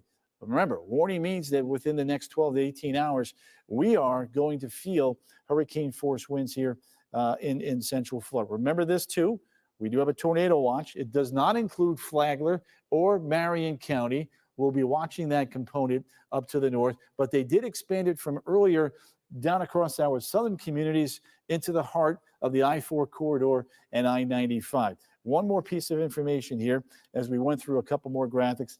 You take a look at the tornado threat and all the parameters to make this type of a forecast. It's south and east of the I-4 corridor. So that's another thing that we have to watch. The severe risk is growing. The flood risk, we've been talking about this. Very good model consistency for the risk for 10 to 15 inches of rain in this purple area. And the flooding threat is very, very high, as you guys have seen on the radar already. So when you take a look at the flood threat late tonight through Thursday, it is ending off towards the west, and then we go through the morning hours. It does push back towards the eastern side of the viewing area. All right, let me go back to the radar. We'll bring Cam back in here and kind of get up to speed here on all these tornado warnings. As you can see, we've got 2 in Polk County. We've got 1 in Orange County. We've got 2 in Osceola County, and Cam, just to the south of Brevard County. Here we go again, a couple more warnings. So there's a look at the Osceola County one and the Orange County one right there until 4 o'clock. Maybe we can, I just noticed on our other system, our WSI system, Tony, that there's really no shear marker for this particular cell in far eastern Orange and northeastern Osceola, but the shear marker has remained for the second tornado warning, the one that's down to the south. And I found that of interest because it kind of follows what we were saying earlier. We believe there's some pretty strong rotation with this one that's north of Kenansville, but the one that's right above it doesn't show that much rotation. I'm wondering if they're just continuing this one and moving up the Kenansville one, if that makes sense. It does make sense, but I think at one point you were right. You probably should have had 2 skits, but this is now the primary skit because it's the most intense cell. So we'll click on this little arrow, which is what is called a skit. Basically what it is a storm tracker, which when we click on it, our in-house system gives us things like the speed. So it's moving north. See, now it's moving north-northwest, Tone. Earlier was we were thinking it was moving north, but now it's moving north-northwest at 46 miles per hour. The storm tops are out 30,000 feet, which is fairly high. And some of the communities that will be impacted soon with this tornado warned cell, though. So I know if you're just joining us. I was going to say real quick, that went away because the skit just disappeared. But you saw more towns beginning to pop up as we're getting I wonder if we can just go back to where the skit popped up. And so just so we can get the towns, I know that they're going to be off by just a few minutes now because it literally disappeared. But we have 2 tornado warnings here in effect. This one should expire soon. This one until 4 o'clock. But I do think this one, that one has this one that's south of Holopaw showing a bit more rotation. And so this will likely blend into or be extended out as well. But here are some of the communities before we lose that storm tracker cone that will be impacted very soon. Holopaw, this will be right over you folks at 351. Harmony about 359. Pine Grove 406. And Narcoossee, this will be right over you folks at 411. So again, this is the tornado warned cell that we're watching. That's basically between Kenansville and Holopaw, moving to the northwest rapidly at about 40 to 50 miles per hour. What Tony's going to do is hone in on where we believe the center of the rotation of the system is. And here's a look where you see the greens and the reds. Is that velocity or is that storm relative, SRV? I went back and forth. They're actually, in this case, pretty similar. So that's base. Okay. And then this is SRV. Okay, so velocity, these are technical terms, but basically what we're doing is looking at the winds within the cell. I know you're like, what's velocity? Okay, we're looking at the winds within the cell. And the reason why we're doing it is because when you see the reds, which is indicated by the 26 mile per hour winds, and the greens but close together, that's a signature for us that there's a little bit of spin. So adding up these 2 numbers, we're talking about 26 plus 51. We're about 77 mile per hour winds of rotation, which is significant. But usually when you add those 2 numbers up and it's 100 miles per hour, that's when we get a bit more concerned that there is indeed possibly a tornado on the ground. Regardless, though, look at the winds. So the bright greens indicate how strong the winds are within the cell as it rapidly moves to the north-northwest. And unfortunately, if there is a tornado within this cell, it is rain wrapped, meaning you're not going to be able to see it. We have to rely on things like the radar to figure out, okay, where's the exact location of this? Because it's just going to be blinding downpours and it's going to be surrounded by rain. So you're not going to be able to see that tornado coming if there is indeed one. So that's that warning down there. The second warning that's now in effect for southeastern Orange and northeastern Osceola County is in effect till 4 o'clock. So about another 14 or 15 minutes there. And this is showing winds of 59 miles per hour. So this one, I don't know if it's a good or bad thing, not really showing rotation, but we're still looking at severe winds. I mean, winds of 59 to 60 miles per hour, definitely enough to knock down some branches. And in terms of the shear, the shear looks like it's died down. So sheer signs of rotation. Exactly. So that's good Yeah, news. yeah. But the bad news is there's still damaging winds within the cell. It's not rotating. So we're also seeing very heavy rain with this as well. Here's a look at our radar reflectivity showing some of the heavy bands of rain. Some of the communities that are going to be impacted with this include Bithlo, Christmas, far eastern Osceola County, just along 192 here in Harmony. Rainfall rates well over 7 inches an hour. Just think about that, guys. Think about an afternoon thunderstorm that we get here in Central Florida. Those thunderstorms, if you've ever driven in one, I know we've all kind of hit one of those before, those rain rates are about 3 inches an hour. This is double that. Just think that. The afternoon thunderstorms that we go, well, wow, that's a lot of rain. Double that rain rate, and this is what we're seeing right now in far eastern Orange and northeastern Osceola County. So if you're hearing that pitter patter, just that drenching sound of rain on your roofs, this is the reason why. And thankfully, as Tony loads a debris tracker, we're not seeing any signature of any debris within the cell. Yeah, I'm going to switch it though from Tampa Bay over to let me do that here real quick for you. A lot of times, folks, what we do is we go back and forth between radar. So I just wanted to give Cam a heads up on which radar we're using. There actually is a little signature there, Cam. You see if you that? use, okay, it looks like we just got another warning. I just want to make sure that, okay, so this is a new warning for 415 now for Brevard County. Yep, I get all the warnings on my watch. It's coming so up from Sebastian. So yes. There it is, Miko, Barefoot So Bay. Miko, so it's actually coming in from Indian River County, and that's been extended now. I'm trying to see if I can pop up the warning, the details of this right now. I just real quick before we do that, you can see the debris tracker there, east of the turnpike, the clear signature. I wanted to just make that reference there for you. So this is the second tornado ward, the one above Keansville, not the one that's heading into Orange and Osceola. Okay. So let's go back to this. We have multiple warnings right now in effect. So let's go to our new warning now that is coming out of Indian River County, heading north into Brevard County. Now this is riding up the I-95 corridor. So this is a little bit more populated area here. So Tony's pinging the new tornado warning that's in effect till 4:15. Some of the areas that are included in this new tornado warning box include Miko and Evan Pines, Ballard Pines, Grant Valkyria. You're also in this, Sebastian.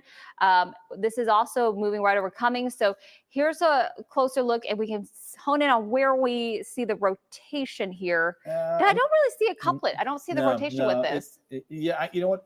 Here's what I think is going on. I got to back it out. I think it's south of where we are. I just wanted to get some winds for folks there in the Barefoot Bay area down towards Sebastian. So let me go ahead and stop the loop, Cam, and just kind of show folks there's your circulation. So over towards Wabasso and Orchid. And let me go ahead and loop that, and you'll see it was over Gifford, moved up towards Indian River shores, and now continues to get very close to the Orchid area. It does look like, though, that it has weakened as it's moved up towards the north. So that at least is good. But it's pretty good wind right there. Let me kind of ping a couple spots here for folks. So what Melbourne is doing is they're gearing up.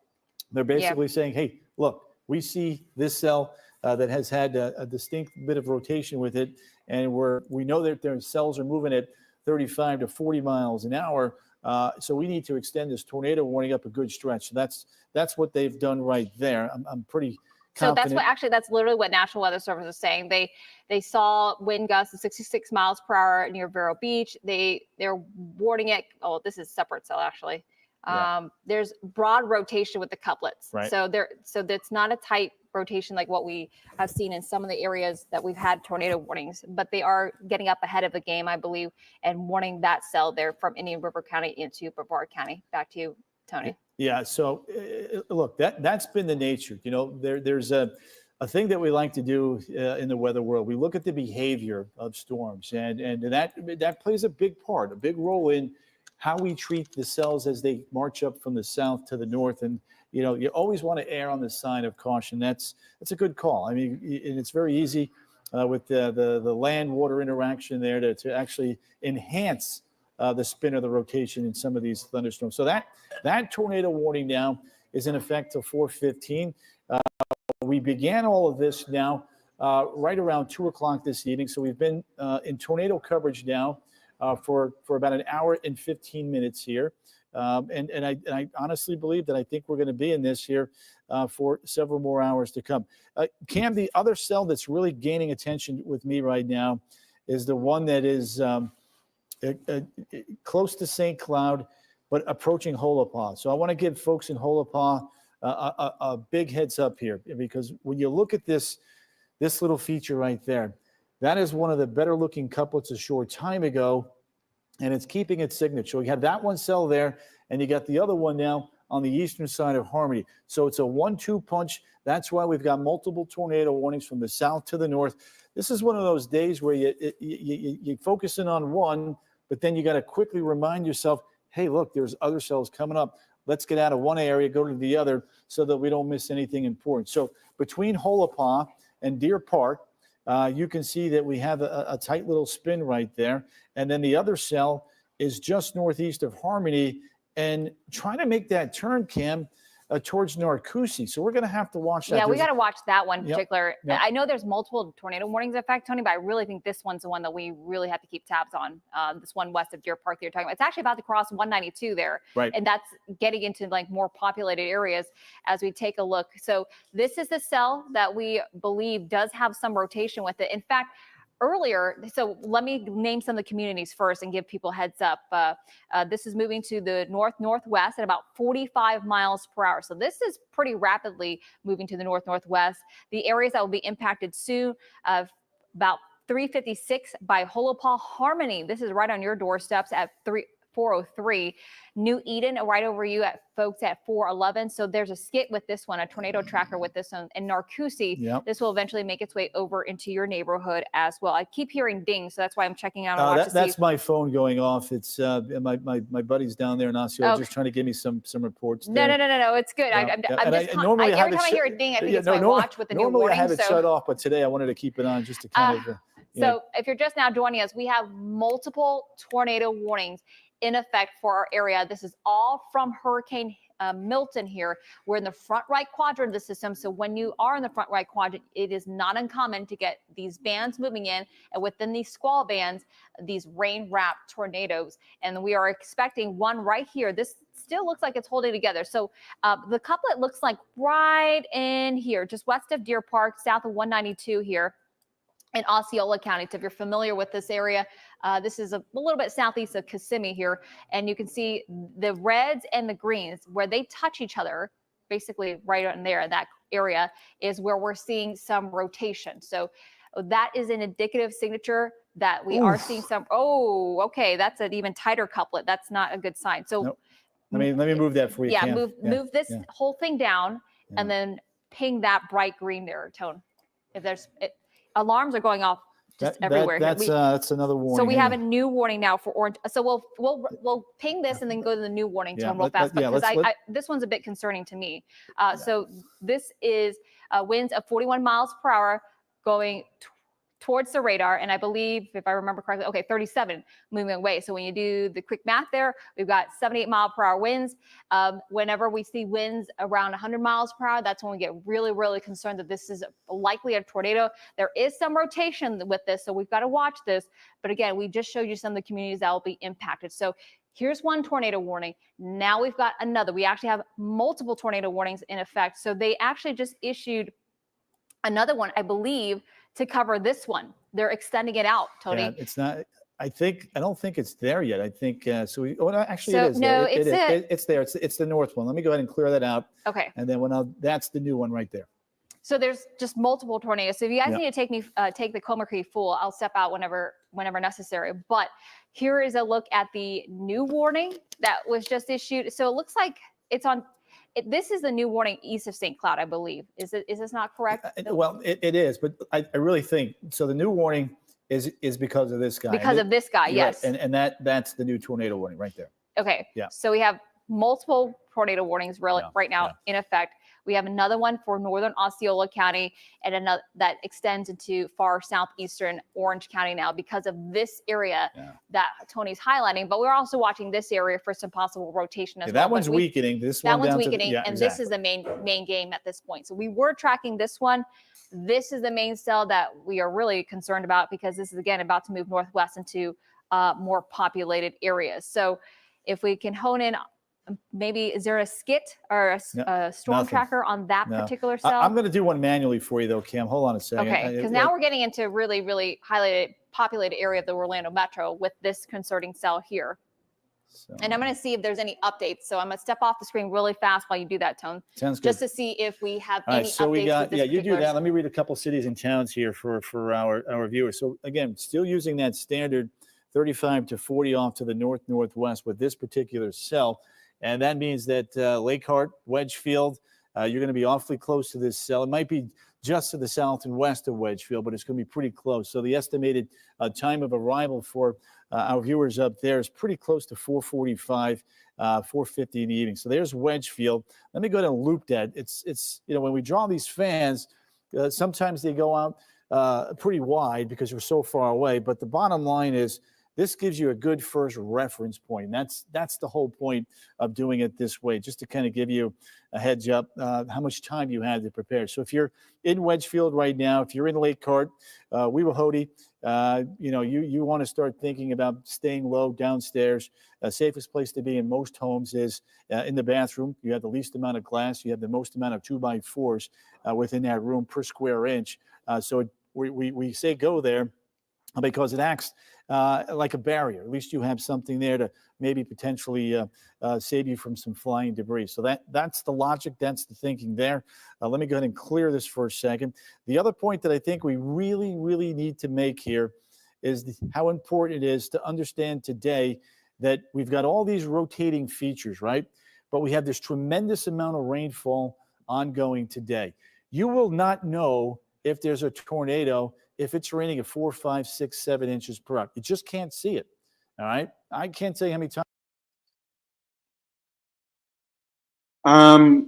Good. Welcome back to the program here. Let me say this, that there is a tornado issued for where I am. So if you see me go off air abruptly, it's because of a tornado warning issued for where I am right now. A severe tornado warning has been issued for Poor County from where I am right now, and also Osceola County. So if you see me go off air abruptly, it's because of the tornado warning. Hopefully everything goes well from my end. Thank you all for watching.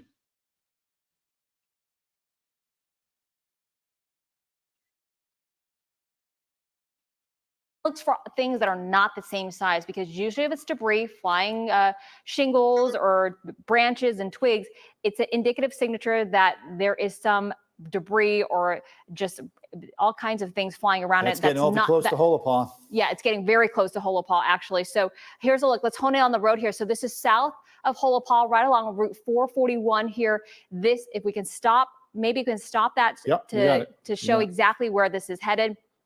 So this bright blue here is what is concerning to both me and Tony, because this is radar indicating that there is likely a tornado debris signature. So this is a sign in radar terms that there is debris within this cell. So possibly a tornado on the ground here. So let's take a look at that. That's one radar. We need 2 radars to confirm that. So now as we take a look at, this is now Tony looking at the velocity, which is the winds within the cell. The winds are a little bit off away from where the debris signature is, though, Tony. Let me talk about that for a second. I just want to make sure what's going on. If you're at home and you're watching this, you notice that the velocity product is east of Holopah, but the debris signatures to the west. The upper level winds are coming out of the east, southeast, blowing everything towards the west of the actual circulation center. We got to make sure that people understand what's going on there. So we have that. See, the rotation is just off to the east of Holopah, excuse me, but the storm is moving northwestward. So as Tony mentioned earlier, that's why the debris signature is off to the west as well. The rotation, brand new image. It looks like it's weakening, but seeing that debris signature on the CC radar, the correlation coefficient, the debris radar, still is a bit concerning to me, Tony. So one more thing, and it is. I 100% agree with you. Debris signatures, there's a little bit of a delay. So the storm peaked already, but the debris signature, when it peaked, generated that cluster of debris up in the air. So there's a lag there. It's not instantaneous. So we whatever was going on earlier with the flow upstairs from the east southeast is taking that and pulling it away from the storm. So that's what's going on there. But Cam, you're absolutely right. I 100% agree with you that there is likely some weakening going on with that cell. That's not to say that we're good now. It's just to say it's not as a tight a couplet as it was just a couple of minutes ago. The other thing that we could do, Cam, and you've done this with me a million times, we take a look at, there it is. See where it peaked there? Yes. I want to try to explain. So there's where it peaked. Okay, this is the end of the loop right there. So the shear is weakening, but right there it peaked between Holopah and Deer Park. But remember now, the wind is coming across it, and that debris from this storm as it was moving north is being blown off towards the west, such that when you look at the dual pole, look at that. It's off towards the west of the storm right there. So again, a lot of little things to talk about, and there's you still have that. You still have that little bit of a little ball right in there. But the winds are pulling that debris off towards the west. Does that make it's a sense? trajectory the way the storm's coming in, essentially. Correct. It's coming in from southeast to northwest, or at least these bands are. And so that's why the radar, it looks a little bit offset, because the rotation's here, but the debris is being flung this way, essentially, for lack of better words. Yeah, and look at the beginning of that loop. You nailed it. You said this looks like it's weakening, and you had a clear-cut couplet there. South of and west of Deer Park. Once it crossed over 192, it started to weaken a bit. Yeah. Now, listen, we got to be careful though. This could come back and re-strengthen though. So with the tornado warnings in effect for another half hour, and the farther north we go, the more populated the territories become. Now, there's another cell just about ready to get out of the tornado warned cell there just south of Weehawhoty. I don't know if they're going to pull the trigger on that one just yet, but if they do, then here's the thing for me. That would go into some of the heaviest populated cities of the day today. And when you look at that, Cam, look at that.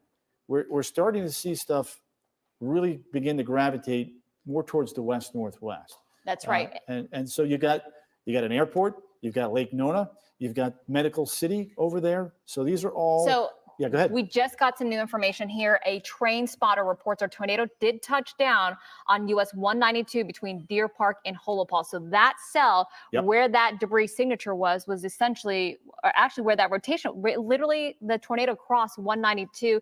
This was at 3:55 this afternoon. So now we have ground truth now, tornado, that there is indeed a tornado on the ground here in Osceola County. So let's hone in on Holopah. It was on right between Deer Park and Holopah, Tone, if we can, right here. So there's Deer Park right there on the east. I want to try to get Deer Park on that shot for our viewers so they have a frame of reference. So just to give you guys a perspective at home, like where are we right now? So Deer Park is here off to the east, and we had that rotation or a confirmed ground truth that a tornado did cross 192 here, and I think it was the time frame was 3:55, Tony. So here's what I'm going to do. I was just going to say I'm going to stop the loop and then I'm going to pull it back. So there's 4. There's 358. 355. There it is. There it is, right here. This is where it crossed 192, just east of Holopah. And thankfully, though, since that time frame, it looks like it has since weakened. But we did get some ground truth here, according to some trained spotters, that there was indeed a tornado on the ground in Osceola County, and it literally crossed 192 between Holopah and Deer Park, which is why we do have this tornado warning still in effect. But as Tony and I have been analyzing that cell, thankfully it looks like it's weakening. Doesn't necessarily mean the rotation is completely done, but at least the threat for tornado for right now, a little bit less than concerning than what we had. But still, this tornado warning, I believe, is still in effect for until 4:30 with this new polygon box now as well.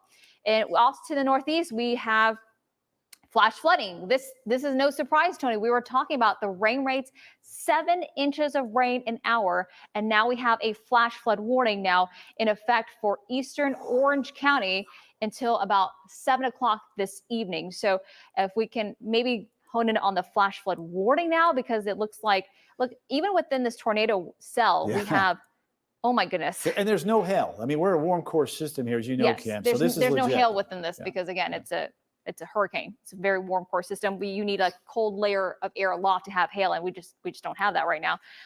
But we have this morning. If you're just now joining us, I think we need to reset here, Tone. Yeah, if you're just now joining us, we have multiple warnings in effect. We have a tornado warning, actually 2 tornado warnings within our Central Florida area here, and we have now a new flash flood. Is this the entire polygon?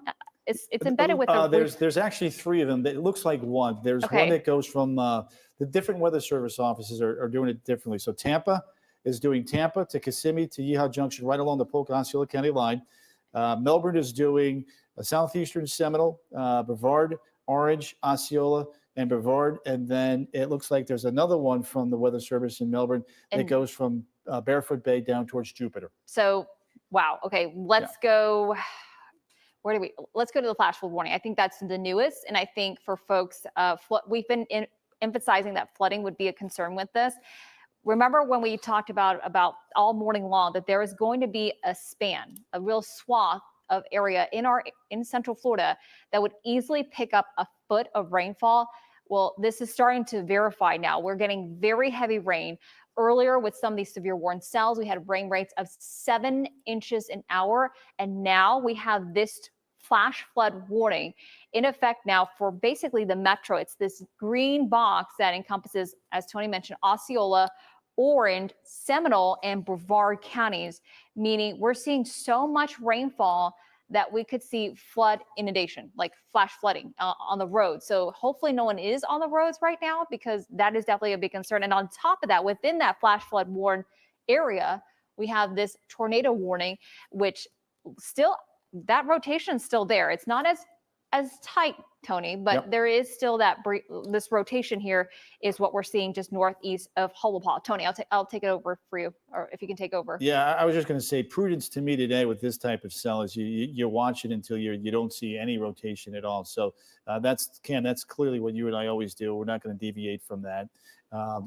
These cells, if you've been in Central Florida long enough, if you're new, cells can pulse down. They look like they're over, and all of a sudden, bam, they come right back. And so with the torque that we're generating now with one of the outer bands from Milton, this is going to be a several duration hour event.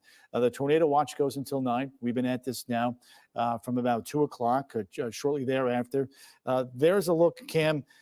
Oh my goodness! Just north of Hullapaw, that's the brand new scan. And when you see a pin like that, that's not good. So it doesn't get any sharper than that. You have that pin eye there. I'm going to see if I can pixel query this without the numbers getting too close to each other. Let me clear that. Let me do this. Hang on one second. So there's 41 and there's 41. So gate to gate wind shear. Yep.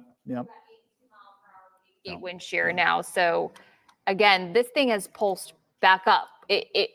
We already had, this has already had a history of being a tornado warned cell. So hop back on here. So what Tony's actually, we just got another ping. I just want to make sure this is I wanted to see if our radar is a little bit hot with the velocity product. So I think we're going to have to. Is that Melbourne's that you're pinging us off no, of? I wanted to use ours, Okay. but it's a little bit too far away from. What about from the radar. MCO? MCO might ping close enough that it might pick this up. That's where I'm headed right now. It's there, but it's not as impressive. No, it's not. It's not. So what we're doing is Tony is just rotating through our radars. We have our own radar here at WESH, as well as the terminal airport radar at Orlando International. And then we're also using the Natural Weather Service radar to fine tune exactly where the rotation is. And so it looks like Melbourne's radar will be. And we do want to use Melbourne here because Melbourne really is, it's the one that's closest to it. So that doesn't bother me. I think that's a fair way to go about this. So you got Cocoa, and then of course you got Melbourne. The radar is where that little hole is right there. Yeah, so now we have a Yeah. new tornado warning. Yeah. I believe it's the same cell that's been extended now for Orange County. So yes, they're extending this cell unless it's this. No, It's a new one. Yeah, well, I think it is a new one. I think what's going on here is we got that one cell here, but I think they're still worried about that one just south of the beach line, Cam. Yeah. So So let me hold on one so second. here we Walk go off screen to just to see this. what this We're new zooming tornado in. warning entails. So Yeah. you're right. It's a tornado east of Lake Hart. Yeah, yeah, I'm gonna- Excuse me. So we're Reports. getting into some more heavily populated areas. So let's go ahead and zoom in now real close where we can get the cities and the towns. You know, when you start breaking away from rural Osceola County, you get a little more towns, you get more roads and stuff like that. And the most important thing that we can do in this type of coverage is to drill down. And you can see right in there, we've got that one little cluster southwest of Weewahody. And then the bigger cluster, the one that's just really grabs your attention, is the one north of Holopaw and east of Harmony. I want to do another pixel query here real quick, because that is one very intense looking rotating thunderstorm right there. 77 mile an hour gate to gate wind shear right there. And the shear, Cam, is the thing that's really grabbing my attention now. When you look at this, you know, it's pulsing up. And when you use the shear product, so what I want to do is this one's a no-brainer. The other cell that's up here is the one just south of the beach line. So this one is actually going to take a similar path, maybe just to the west of there. But, you know, Cam, if that trajectory holds on, there's a chance that this is going to get awfully close now to Lake Nona down the road. National Weather Service is saying they're indicating that rotation east of Lake Hart, or 8 miles northeast of Norcusi. So, like you said, it's two separate areas of rotation that we're tracking, but the one that's more impressive is this one down south into Osceola County. But we'll definitely, let's track out both. So this is the one that is why we have that tornado warning there, yes. right?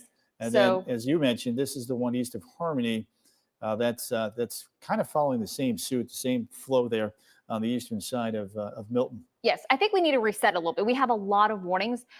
So if you're just now joining us, we have 2 active tornado warnings right now. So why do you have a picture for Tone to show where the warnings are? This is all associated with Hurricane Milton, which was expected. We knew severe weather would definitely be a threat here. Milton, with the latest 4 o'clock advisory, I'm going to step off really fast to show you what the latest update is from Milton. The 4 o'clock advisory just came in. And I got you. You got me? Yeah, it's coming up. It's good a second there. It's loading. There you go. You should have it now. Okay. There it is. 4 o'clock advisory, northeast now at 17. Cam, good. Jump back in there and take it away. Yeah, northeast at 17 miles per hour, winds of 125, category 3. Again, expected to make landfall late this evening around 8 o'clock, either just south of Tampa Bay, possibly near Sarasota, and then move inland. And then you can see moving still as a category 1 hurricane over us. So that's the latest on Milton. We just got the 4 o'clock update. Now we can reset back to all of our tornado warnings. And it's because of that hurricane that we are seeing multiple tornado warnings in effect for our area. We are getting in those squally bands on the eastern side of the system. And that's why we have all these tornado warnings in effect right now. So Tony's running the radar right now. Let me go back to the Tampa Bay radar real quick so you can see the eye. Then we'll switch over to Melbourne, Cam, and just kind of re-rack the tornado warnings there. So there's a look now at this is the Tampa Bay radar, and we're using the Tampa Bay radar right now because we have the eye of Milton clearly in the view of the Tampa radar right now. And what I'm going to do is I'm going to go ahead and loop this here, and it's going to move up towards the northeast, and it's closing in now. It's closing in on Bradenton. It's closing in on Sarasota. It's closing in on St. Petersburg. And when you look at the latest trajectories, it's going to be probably just on the south side of the Tampa Bay area. Cam, it's only 4 o'clock, right? And if this thing is moving at 17 miles an hour, let's do a little quick math here, and then we'll get back to these tornado ones. Let's just say it goes right there, right? So that is 76 miles divided by 16 miles an hour. So 76. It's 5. 76 divided by 16, about 4 hours and 30 minutes, 4.5 hours until landfall. Correct. So about 8 o'clock. Just say 8:30, Yep. just to make it even peven. Sounds good to me. So 8 o'clock, 8:30, between 8 and 9 is when we're expecting this to make landfall. All right. So getting back to the tornado warnings here real quick, as we've kind of re-ranked it here for you. We've got 2 tornado warnings here. Again, the radar here showing 2 distinct couplets. We'll go ahead and loop it here for folks at home. There's 192. We had that very impressive looking couplet. It does appear as though it might be weakening. We'll get in real close. Again, still a pretty rural area, so it's kind of hard to get you those roads and a lot of the little nuances. But there's the cell, thankfully weakening now while going by just to the north of Holopah. But you can still see a little bit of a signature there. There's New Eden. There's Pine Grove, just east of Ashton. So we'll continue to monitor that. And then as we go a little bit farther to the north now, you can see just to the south and west of Weehawhoty and approaching the 417. This is the cell that I think we really need to watch here, that to me appears as though it may be pulsing up just a little bit as it's moving off towards the west-northwest, potentially closing in on the 417. Let's take a look at the shear product there on that. There's the signature right there. Again, we got the lake there, Lake Hart, Lake Nona. You've got Lake Toho just to the west there of Narcoossee. And this is building back up towards the west-northwest and will likely go over the 417. And that's a very heavily populated area. So we're going to keep a very close tab on this. The storm motion with this one is also off towards the west-northwest at close to 35, 40 miles an hour. And just like with many of the storms out there today, they come with a tremendous amount of rain. So you don't really know, you can't really see anything in there as this is coming your way. This is the hourly rainfall rate. The hourly rainfall rate today, it's very hard to get 7+ inches of rain, but we've been pinging that today with a lot of these downpours coming in on the eastern side of Milton as it's moving off towards the north and the east. So the point we're trying to drive home here, as you're looking at some of those cameras from our crews out in the field, is that you have to take this with a real sense of urgency. When we have these tornado warnings and it looks like a bunch of rain, you can't see anything, there may indeed be a rotating thunderstorm embedded within that big batch of heavy rain that's moving over your area. So once again, let's take a look now at that velocity product. You can see a couple of distinct areas to watch and notice. The first one is about right in here, southeast of the 417. The other is well east of Pine Grove. And when I loop this now, I want you to notice the orientation. All of the cells here, for the most part, are moving off towards the west-northwest around the eastern periphery there of Milton.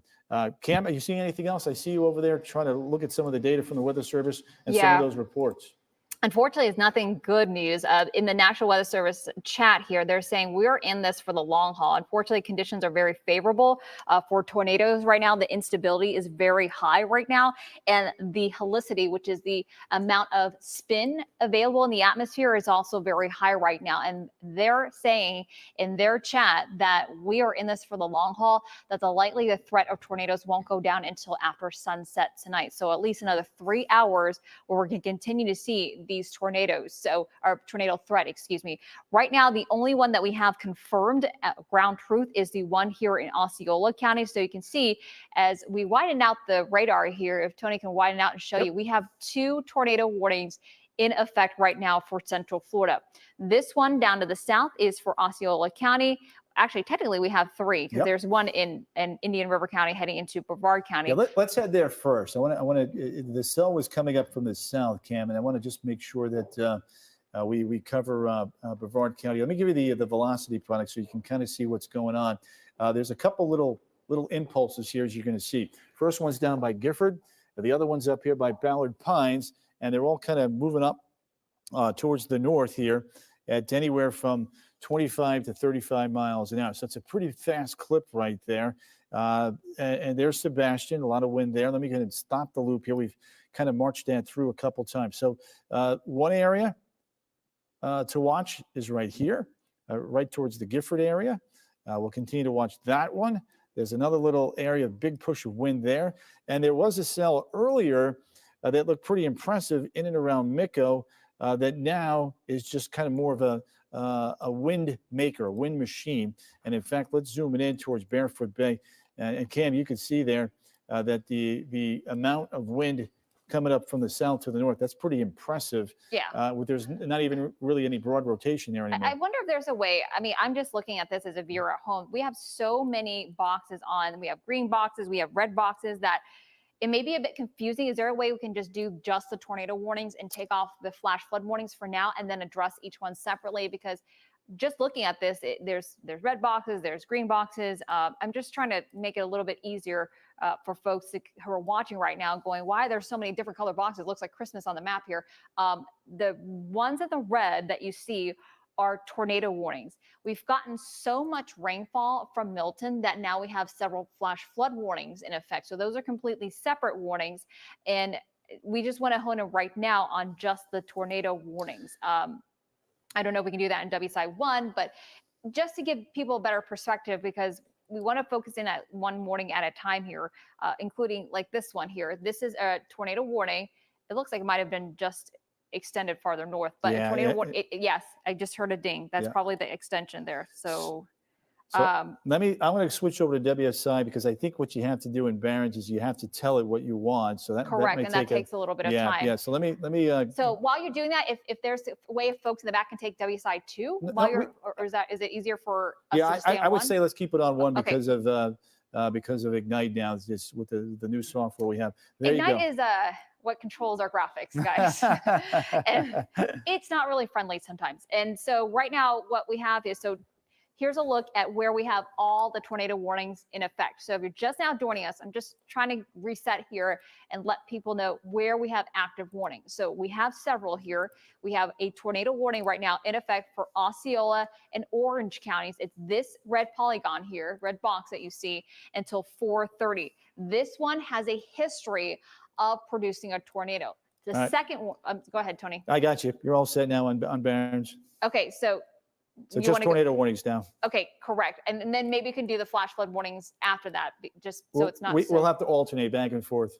Okay. You can't. Yeah, you can have one or the other. So here are all the tornado warnings that are in effect now. We have tornado warnings in effect now for Brevard County, Southern Brevard County, coming out of Indian River County. That's one warning now. And now we have a second warning that's for Orange and Osceola County. It's this warning that Tony is highlighting here. And now we have a third warning. Cam, real quick, notice on the Osceola Brevard County line, you see what looks like a little. That looks like a hook echo. Let's hone in on that. Yeah, let's see what we got So here. hook echo is a signature on the radar that we look at that indicates rotation. And so right now, where we're seeing that possible rotation is right along the Osceola and Brevard County, or excuse me, Osceola and Orange County line here, northeast of New Eden. So it is. This is a look at the debris tracker. I'll show this first, but then should we take a look at the velocity values as well, Tony? So this is what these two areas, before Tony switches it over, these two areas that Tony just highlighted. Okay, okay. I think this is very concerning here, Tony. So where we saw that little hook echo, which is that curvature that looks like a cashew on the radar, that is indication of rotation. And now we're definitely seeing that reflected in our Doppler winds, which is the winds within the storm. So if we can hone in a little closer on where we're seeing that possible rotation, you can actually see it clear as day there. If you watch where my finger is, you can see that coming together, the reds and the greens coming together, reds going towards the radar, greens going towards the radar, red going away. And when you ping the winds, when these two areas meet, where the red and the greens meet, that is a sign of where we could see some possible rotation. Cam, I'm being told that bottom camera is pretty close to this location, just FYI. So the one that's. Yes, that one right there. Yep. Okay. Yep. So we'll keep an eye on that to see if we do see any rotation with that. But Tony just pinged the winds. You see where the red and greens meet. If we can go back to velocity. Yep. I just want to show you the shear there real quick. Okay, so the shear is also high. Shear is also the rotation within the cell, the amount of spin, within the cell. But we also want to hone in where we could see the rotation as well. So here is a look at our Doppler winds. This is the winds looking within the cell itself. And we are seeing winds right now, once Tony pings it, green is going, this is the Melbourne radar, correct? Correct. So green is going towards the Melbourne radar while red is going away. And when you have that twisting and turning, that's where you can see some rotation, hence a tornado. I don't know if you noticed that, Cam, but it's moving so fast, and that's it's difficult to ping. But what was the gate-to-gate shear though when you pinged it though? It was like 70. Yeah, let me do that again for you because it changed. It's not as impressive as earlier, but it's 56 right now.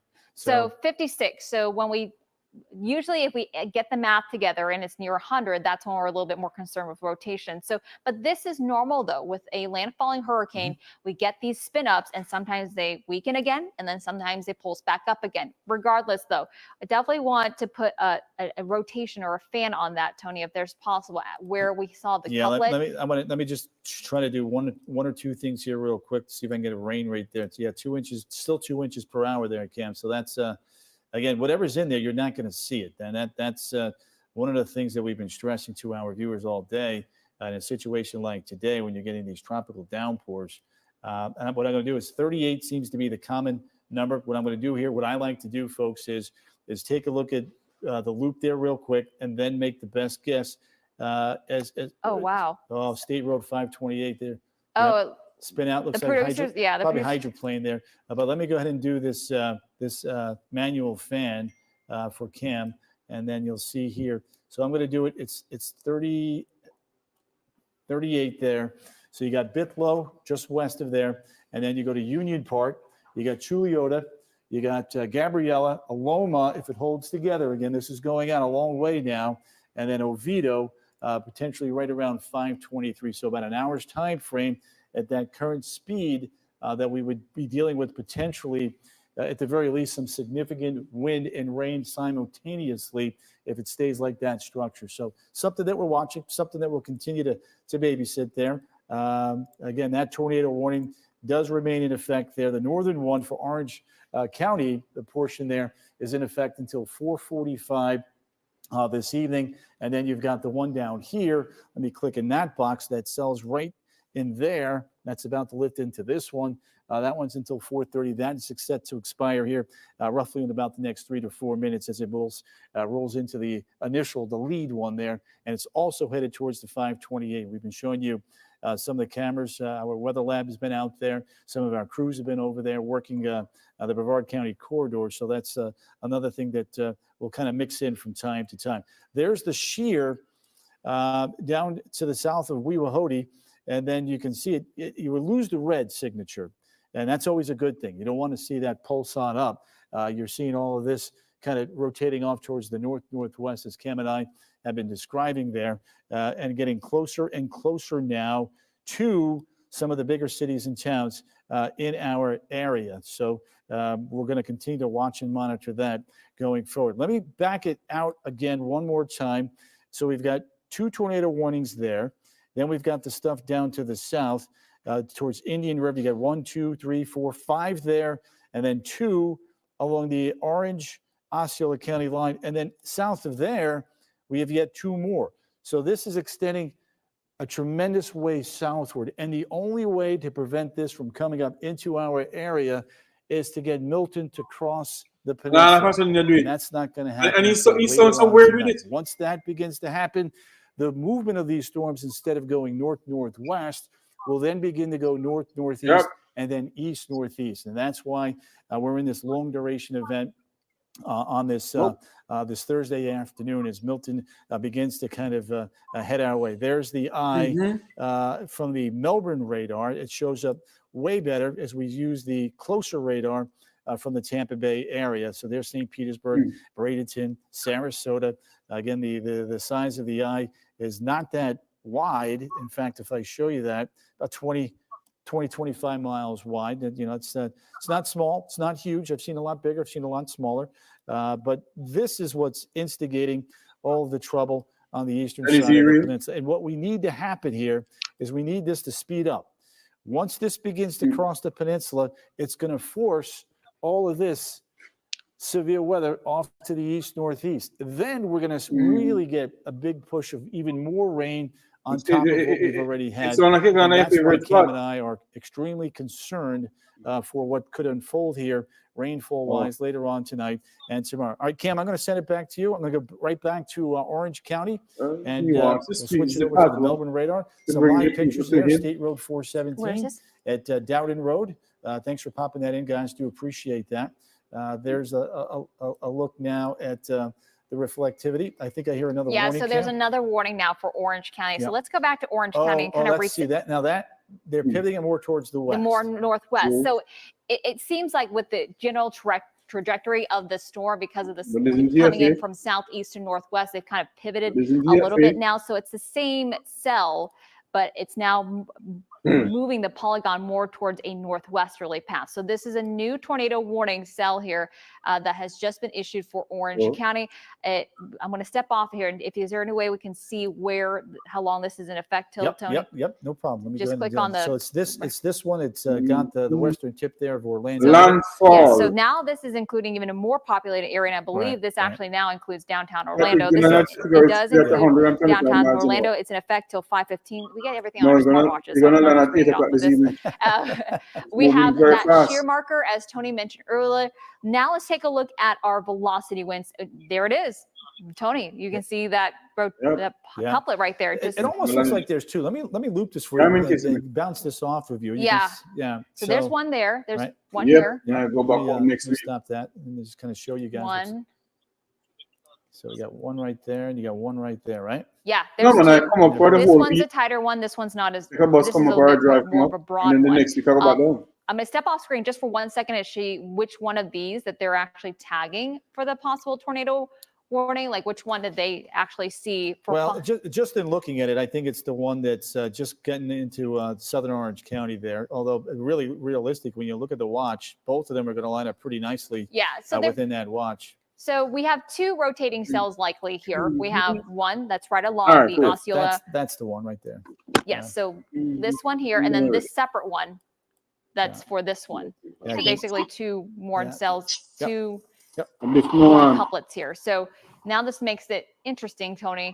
Which one do you want to draw the fan cone for? This. So let's do the one that's more impressive. I think the one Which is this one. Exactly. So it's which is just south of Weehawken. Yeah, exactly. So here's what I'm going to do. I'm going to draw a little fan here for you, and then we know the motion is close to 40 miles an hour. So I'll go that to about 39, somewhere right in there. So there's. Wow, this is all. Yeah, let me read a few for you. We'll let Tony take the screen. It's really hard for me to read, honestly. These small town Well, yeah, they are kind of small. So Cypress Springs Elementary 452. A couple more towns here for you: Loma, Bertha, Gabriella between 5 and 5:05. Winter Park at 5:05. Maitland at 5:09, and then Wagner and Clifton right around 5:12. So that's kind of a broad picture there. So what I'm going to do now, one of the things we're going to start to pivot here into is really getting close down the street level, because now we're starting to get, once we get this a little bit more towards the west-northwest, closer to the 417, that is clearly where we are going to start seeing some more cities and some more towns. There's Lake Hart. There's Weehawken. When I go ahead and loop this now off towards the west-northwest, you'll see that this is going to build off in that general vicinity. So there's Lake Hart on the western side of your screen. And this cell is looking more and more like it may try to take a track that is a lot closer in that direction and very close to the 417. Now, if you're not familiar with this area, it's you got the whole Lake Nona area built up tremendously here. The last couple of years, you got the medical facility, you got the VA hospital out there. You've got a lot of growth along the 417. So this is becoming a much more highly populated area than what we were dealing with when we were talking about the stuff down there in rural Osceola County. Real quick, Cam, I'm going to come right back to that. I just want to keep a track now on Barefoot Bay, Grand Valcaria. So that warning is still south of Mico, but I just want to ping some winds here for our friends down there. I don't want them to think we're just concentrating on Osceola and Orange County. So there's the winds there. Not seeing any rotation just now, but definitely the lining up of the winds down that way, to me, is pretty impressive. You go just south of there, And that's where things do begin to change just a little bit. I'm going to clear this real quick. And you can see there are a couple little features. Indian River Shores down towards Vero Beach, Nevis, right in here, right in here. This one is going more towards the northeast. We'll watch that one. So for me, Cam, really the story is unfolding now right here into southern Orange County with that cell that is just northeast of Narcoossee. Yeah. And actually looking a little bit better. What do you think? Yeah, let's hone in on that. Let's actually get down to the street level and show folks. This is, again, as Tony. Stop here. Okay.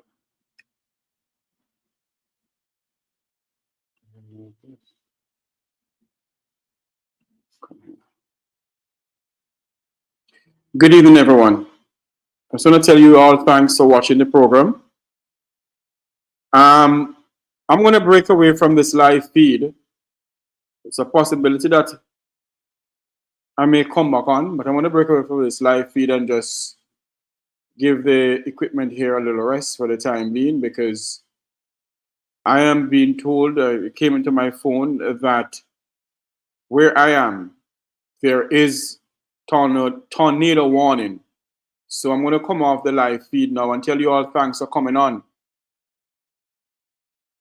I will come back live pretty soon. As soon as this is lifted, I'll come back live. But for now, I have to go bunker down. There is a tornado warning out, so I have to go and bunker down. Well, for me now, the tornado warning is out, so I have to be very, very careful. I'm going to end the live. I'm going to end the live right now. Thank you all for coming on. Thank you all very much for being a part of this program. I'll come back live as soon as I can. Continue to pray for us that God in His mercies will protect us from this devastating hurricane. Thank you.